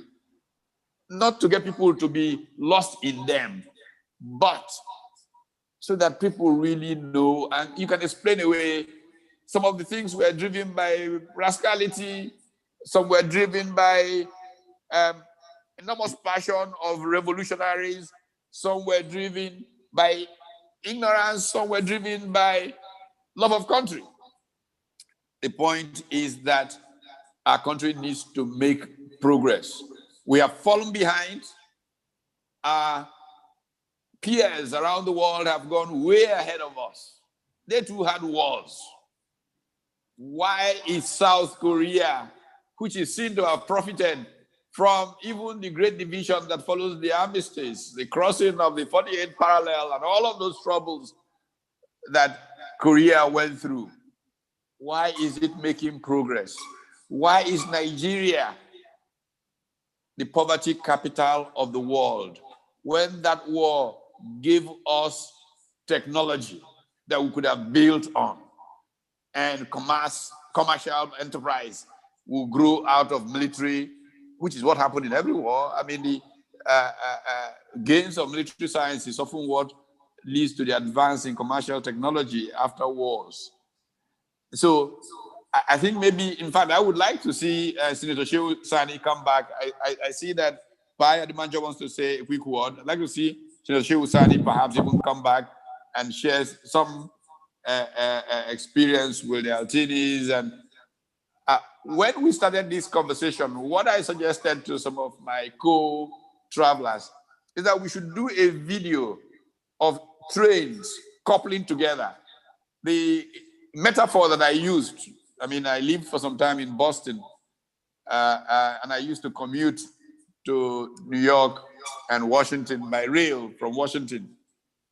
And if you go down somewhere in, I think it's Connecticut, back in the 90s, I don't know if it's still that way, I don't know if it has to do with the gauge or whatever. The train that comes from Boston stops there, and there is a recoupling. The engines that have driven you have to go off, and another set of engines come back. And I had asked for a video to be made for this meeting of trains being coupled. And the point was to show how can we recouple Nigeria after breaks, such that we have a true handshake across this federation. People working with people to build a better tomorrow for all of their children. This is really what this conversation is about. And we will profit from getting more of that out of this engagement. Thank you, Mazi. Mazi, okay. Thank you very much, Professor Patu Tomide. You know, you basically put it in a very, you know, straightforward way. Now, there is something that I want us to quickly explore here. I do not know if we still have Senator Sheikh Husani or the Alhaji Akim Ahmed. If any of them is here, I would quickly want them to, you know, look into a submission that was previously made, which is very clearly that if Nigeria was working, those agitating to get out of Nigeria wouldn't be doing so. Now, I think it will help us to come back here and look at it. The question again, is Nigeria working? Is it that the inability of the Nigerian system to work is what is pushing people into agitation? In the time of 1966, that this coup happened, was Nigeria working? Is Nigeria working today? Is it a new metaphor? Is it something new? Or is it something that has been in existence for over a long time? Honestly, it's something, a question that comes from Facebook, it's come from the YouTube, it's come from even within this Zoom. And I would want someone to take that question. If we do not have Hakim Ahmed, or if we do not have Husani, probably I would like to bring back our elder, Pa Ayo Adebanjo, quickly to put these two in one. Please answer this question and also bring in your closing remark, because we're now rounding up. Sir, over to you. Thank you, sir, once more. I think you're muted, sir.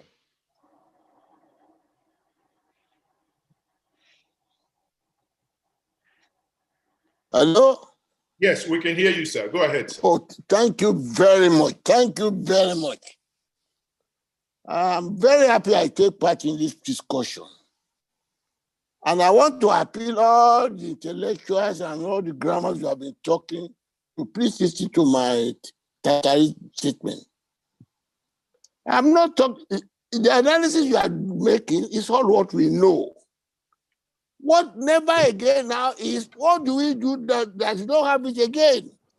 We all know what happened. Where we all the street what we have been taking does not make push us forward. What push us forward is, how do we move forward and get out of this thing? My own two angles I want to do. One, I'll give a good reply to Tanko Yakasai. But the main thing I want to impress, even to our Igbo leaders, is that is what Ango Big said and what everybody said in passing without analyzing it. Our problem is our constitution. Go back to where we were before this trouble started. And that is the okay as well. Was I pleased before then? In the first republic, before the coup, we quarreled ourselves, but we shoot ourselves in the walls of mouth. We judge. Why all the bluff of the North, so to say, which they don't want to meet, which is evident in Tanko Yakasai says that now that they are in control, they want to meet the control. I won't give them the control now. It's the amended constitution that gives all the power to the president. That makes our president the most powerful president in the whole world today. That is why it's hesitant. That is why the average northerner, not the few ones like Sonny and others, the people who are really enjoying the benefit of the lopsided constitution, the fraudulent constitution we are having. It was the late William who said our constitution is a fraudulent document. And many your contributors and the contributors have said in this statement. Why? You say we the people. Did we make the constitution? The people of Federal Republic, are we federal? This is the problem. And here again, I want to answer General Modu's question to Kanu. That is this Fulani that are killing people and now killing people? It is the Fulani, and I give you an answer. Fulani is the head man of here. When Otto said, these men who are killing me, I know them. This is their name. They have Mesiala, these are Fulani. What did your Buhari say? He said, go and make friends with them. You are all in the country. So when the kind of said that it is Fulani, it is not the Fulani of Sonny, it is not the Fulani of Colonel Umar, it is not the Fulani of the exceptional Fulani. It is the Fulani of Buhari intellectual, of Buhari thinking that we are talking about. And you are talking of want to move forward. And Tango, as I say, we are now living in peace. Why? Because the whole president of the custom is dominated by Katsina and the North. The whole president of the army by the North. The whole president of the police by the North. And you say we are living in peace. It's an enforced peace because there's no choice. And I want to say this. It doesn't support violence. I am one with Kanu. Why? I don't want this country to break. And as I've said before, I have contributed to the unity of this country before Buhari was born. In 1950, we have been talking of this balanced constitution. In 1979, I spent 1 year in Maiduguri campaigning for the UPN for a united country. I was already a lawyer. There was peace in the Western region. I don't have to go there. But why? We want the country to be together. So when people talk of united country, many of them they have not contributed half of what I make in the country for them before they be talking of the unity. And let me say this. If the country today agree to restructure the country back to federalism, you are silent the Kanu. I have said it before. I have said it too. There will be no agitation from the Egbesu people if there is true federal constitution where derivation is made, which you now call resource control. All the trouble we are having now, all the conflict we are having are the product of the imposed constitution.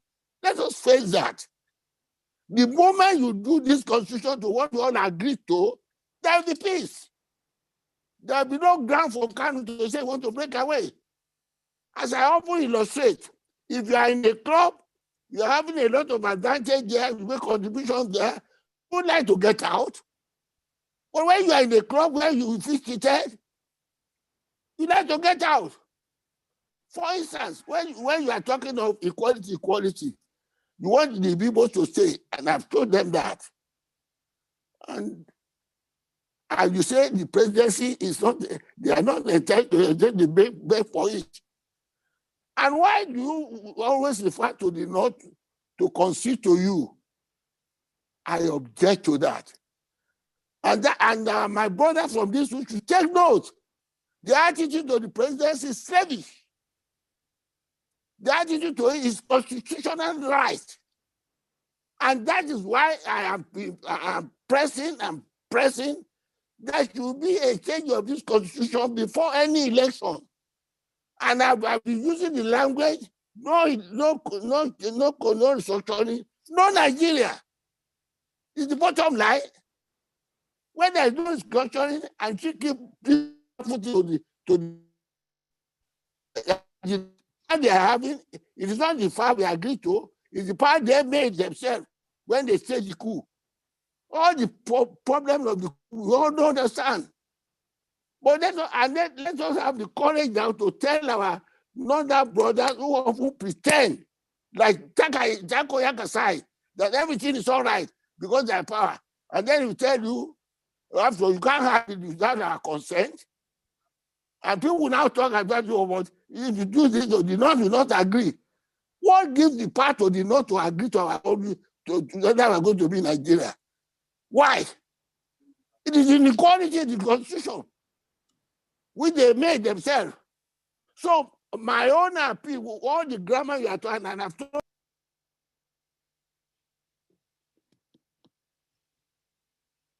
Okay.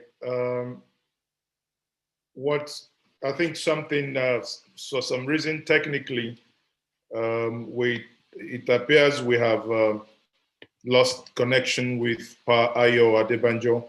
Well, quickly, what I would now do is, here we are very strict.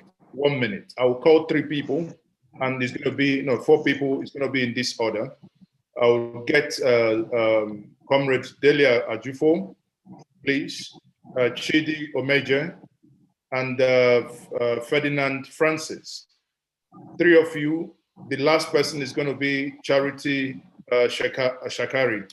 Please, 1 minute intervention. Unmute yourself and make your intervention, starting from Deli Ajofo. Deli Ajofo, please, quickly, 1 minute. I want to thank you for giving me the opportunity to say something. We have different views on what should happen in Nigeria. But if we must stay together, the North must divest itself of that arrogance of I am born to rule. It's nauseating. It infuriates most of us that it's pushing us towards the secessionist group. Until we do that, we're not going to talk to each other the way we should. I have dwelt on it on different platforms, and I'm not going to go into details, but those of them who are from the North here, who call themselves elitist people from the North, should divest themselves of that arrogance. Thank you very much. Thank you very much. Chidi or Major, please. Chidi, Hello? quickly. Hello? Chidi, quickly, 1 minute. Chidi or Major. Hello? Chidi, please. Good afternoon. Can you hear me? Yes, we can hear you. 1 minute. Right. So, okay, now I'd like to direct my questions to our elder statesmen from the North and, of course, in the Southwest. Now, if we agree that the greatest problem we have... Hello? Can you hear me, sir? That's an interruption, sir. Yes, go ahead. Sorry, hold on. Adebanjo, please hold on. We will come back to you. You went off, so we've continued. We'll come back to you, Adebanjo, please. Chidi, go ahead. So let me just go straight. As I want to find out from these elders of ours who are not really from the Southeast or who are not Igbo people, would they agree with us that the first step towards reintegrating us, the Igbos, fully into the system is by supporting us to produce, to have what we call presidency of the Southeast Extraction come 2023? Wouldn't that be the first step? Thank you. Okay, thank you very much, Chidi Omeje, on that. Ferdinand Francis, please. Go ahead and speak. 1 minute. Ferdinand, please. Can you hear me? Yes, go ahead. Yeah, thank you very much for giving me this opportunity. Please, I'm sorry for the noise because I'm on the road. I just have a few questions to ask the elite. First of all, I want to ask just a simple question of where is the chief of staff? Because I learned that in Nigeria, there's a hospital, right? And now this so-called elite, they fly to countries to get a treatment. What about my mother in the village who don't have the money to fly to countries for treatment? What plan did they have And now I come from East. When I'm seeking for admission to read a law, they will ask me I have to score almost 300 marks before I can get to university. While in the North, they give them little mark. How are we one? How can it work? When a bishop make an utterance that the government is not good, you find a Fulani man telling the bishop to leave the Sokoto, except he apologized. How are we one? Thank you very I much. think You all have we need exceeded now your is just for referendum. Please, you've Thank exceeded you. your 1 minute. Thank you very much. I would be getting back to. Okay, sorry. I think it's Alhaji Tanko Yakasa back. I think in that case we'll get his response. Yeah, Mazi, please take the order you had before. Okay, sorry, I think yes. Oh. Do we have Charity Shekari? Hello? Pa Adebanjo, we will bring you back. Sorry, just I hold. have not finished, please. Pa Adebanjo. I have not wound up, please. Okay, we'll give you 2 minutes to round up, please, sir. Go ahead. As I was saying, the emphasis I want to make is that all the grammar we are talking, we should put on our emphasis for the change of the constitution now. That is the solution to all that are talking about development, about the digitalization, about this and that. And we must know that until this constitution is changed, all the whole of the South, we are under slavery. And the North must not be showing the idea that unless they agree, we cannot change it. And we must be bold enough to tell them that it is a pretense for them to say they don't understand what is structuring. People like Tanko Yakasai now say they don't understand what is structuring. Hello? If he doesn't understand it, what we are saying is go back to the constitution we had at independence. It's simple that. Why are they afraid to go back to the constitution Saudana, Azikwe, and Aula made until they changed it in 1966? That's the cause of the matter. And let's solve this idea of when you go to the South, you don't go anywhere. It is go to the East constitutionally. And let the Easterners themselves stop begging for it. What they should fight for now is to change this constitution before talking about where the presidency would go. It is this God bless constitution you. Enough the power, the pretense to show that they can dictate where it will go. And that the zoning is not the constitution. Not yes. Let us now make a constitution that will make every part of the fidelity unit a right to the presidency, constitutionally, not out of sufferance. Thank you. Thank you very much. Thank you very much. I would have wished that anyway, you've actually partly answered the question that Chido Meja asked, but I think I will bring back Charity. Charity, quickly, Charity Shakari, please. Can you quickly unmute yourself? Okay. Go ahead. Good day, everyone. When you are on the table of talking about never again, I think never again is about never again. And then when we are discussing about never again, then people like Kanu come, people like Onyeka come to say they want to go. Who is going to pet you to stop going where you're going to go? For crying out loud, we are all having issues in this country and we have come here to say never again. So no one has the monopoly of anger of wanting to leave. Every one of us has one or two or three or more issues that we are talking about. Please, come on. Let's come off this thing of Igbos constantly threatening the whole country. They are going to go. They are going to go. When you have a child who is always telling you he wants to go, there is a day he will go and may come back like the prodigal son. Secondly, if we are here talking about never again, why do the Igbos always talk about the North? The North. Must they revert to the North? Is the North their ruler or their controller? Please, let's go and reassess how we are going to stay together properly and stop this victim mentality.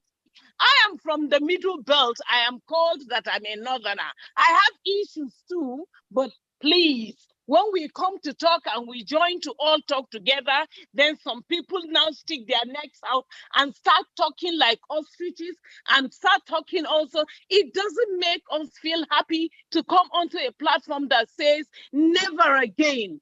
Please, I am stating this again. When we all come here to talk, we are trying to look for a solution, and everyone should come to look for a solution for a never again, but not to come here and start threatening everyone. Nobody loves the Igbos, nobody likes this, nobody wants them, so they are gonna go. If you go, what's going to happen? Will heavens fall down?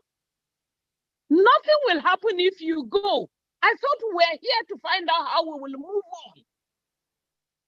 Thank you very much. I don't know if I can come in very briefly, man. I think a platform such as this is not just about agreeing, it's about disagreeing to agree. So that's there why are people, yes, yes. yes. Oh, So, yes. Madam, don't worry. I believe this has been a very, very good conversation, because if we all come and we all say all the nice things to ourselves and go away, then we haven't achieved anything. So don't worry. Yes, you know what I'm talking about. Everybody would have their say if people have their way. So there is nothing to worry about, madam. Thank you so much for your response. You are now as angry as everyone else. So it's the same thing at the end of the day. Thank you so much for that conversation. Nancy, is it okay? You can take over, please. I think it's quite funny. It's the question I posed before. She somehow answered the question. She's kind of told us now, which some of my friends from the Middle Belt have been telling me. But she said it. I have a question. Hold on. So she said that. Please, let's take Alaji Tanko Yakasai, please. Hello. Alaji is back. Alaji, you can please. I have a question. Thank you. Can you hear me I have now? a question. Can you hear me? We can hear. We can hear you, sir. Alaji. Thank you very much. Can I talk? Please, sir. Please go on, sir. Yes. Well, I would like to start by thanking the organizers of this conference. It is a well thought out event, idea, and I'm glad that they are able to bring everybody together from every part of the country. It is not wrong for everybody to say what is in his mind. I've been listening to people who wanted to get out of Nigeria for a long time. I've never been a believer in the destruction of Nigeria. I started fighting for one Nigeria way back as 1953.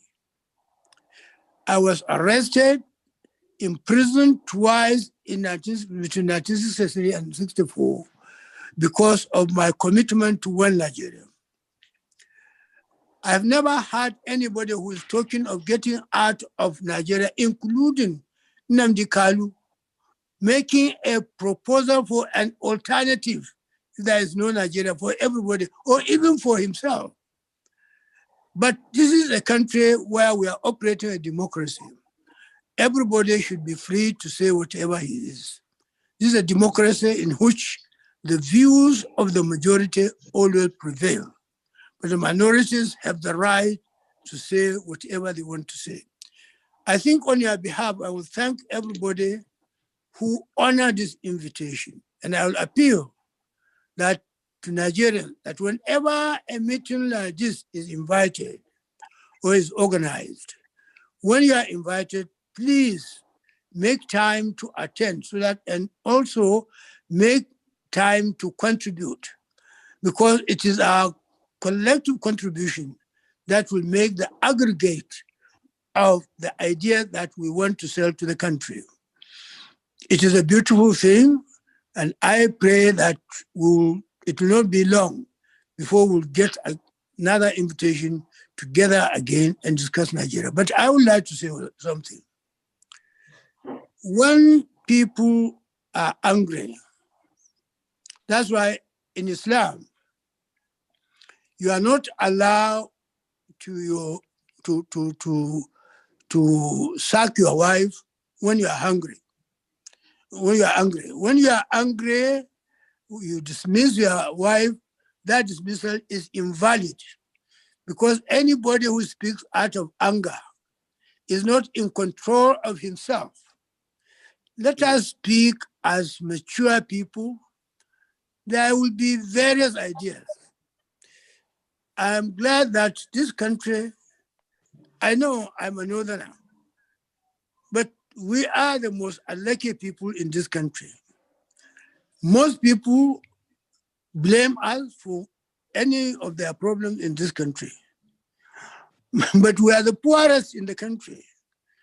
I was reading recently the number of millionaires in Nigeria, billionaires, not millionaires, in Nigeria. Out of 10, 8 were from the south. Only 2 are from the north. Aliko Dangote and Abdusalam Isiaq Rabiu. But we held power more than any ethnic group in terms of time.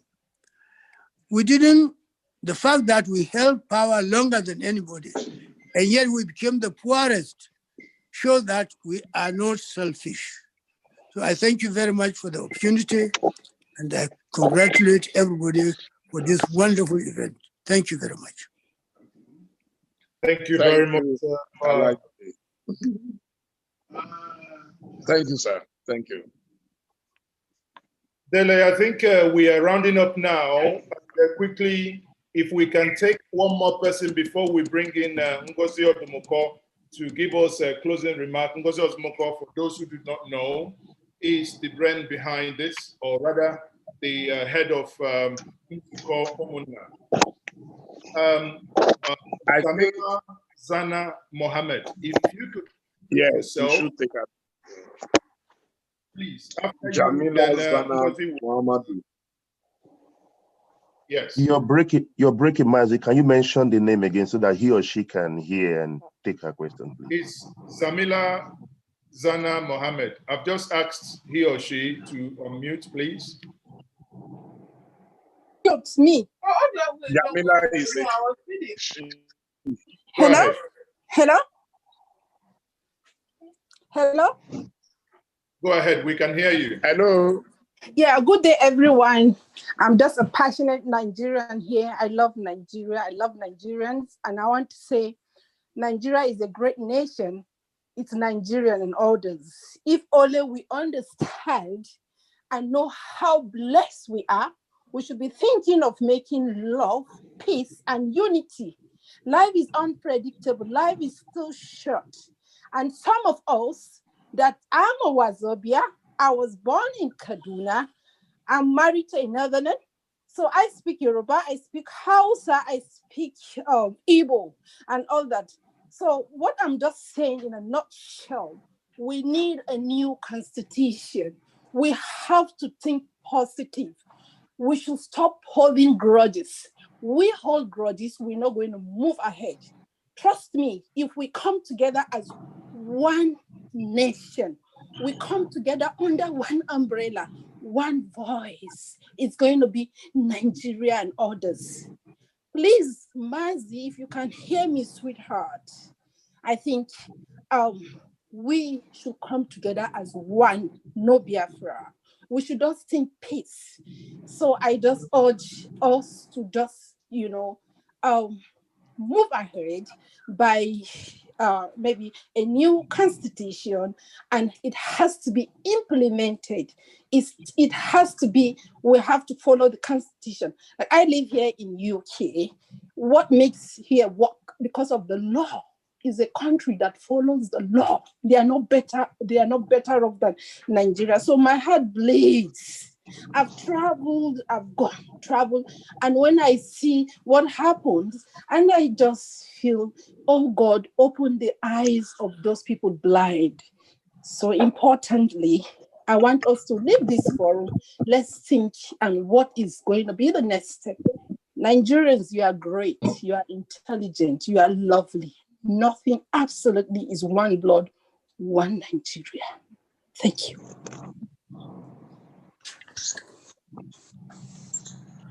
Thank you very much. On that note, we will have the last person to have the last word for today.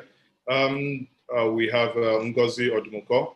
Ngozi, please, over to you.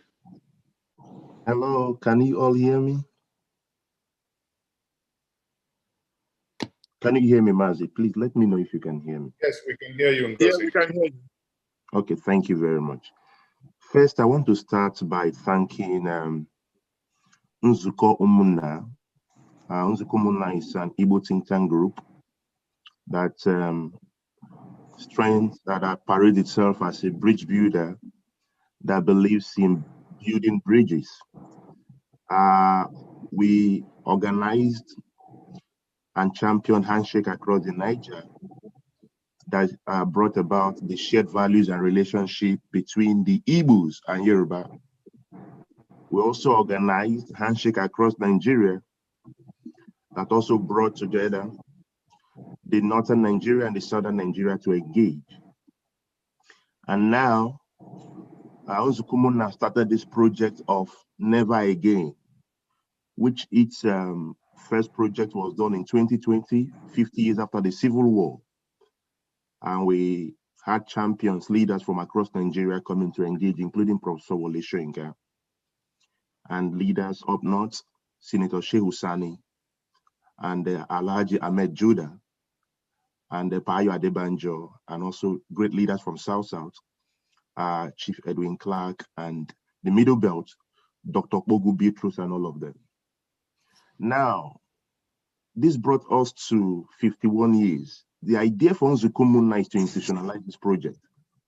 And we thank God for the capacity of Ovation International, the CEO, Chief Dele Momodu, who is a great influential champion as it regards to social media and every kind of media outfit in Nigeria.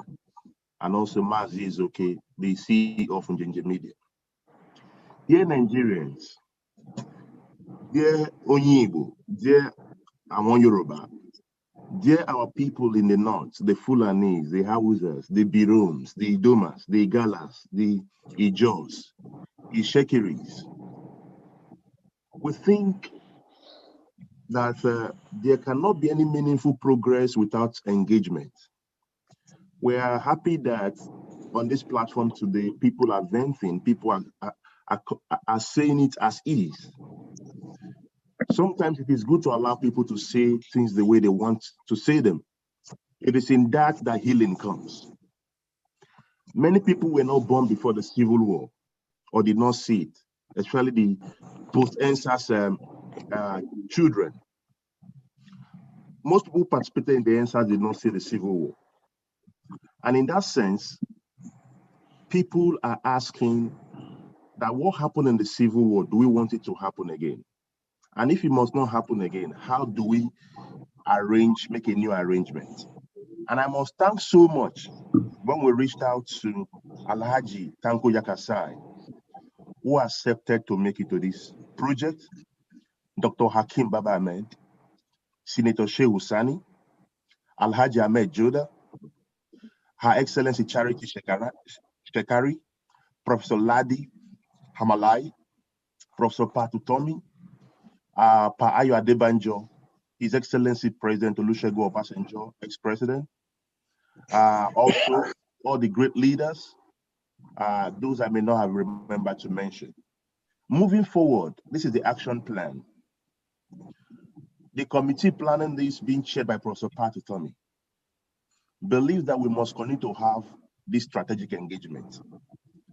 Post this, what we're going to do, behind the scene, we've agreed that there will be a committee of all these champions across the line for us to sustain this conversation. It is good for people to talk. Let us display our anger. It is in that display that there is healing.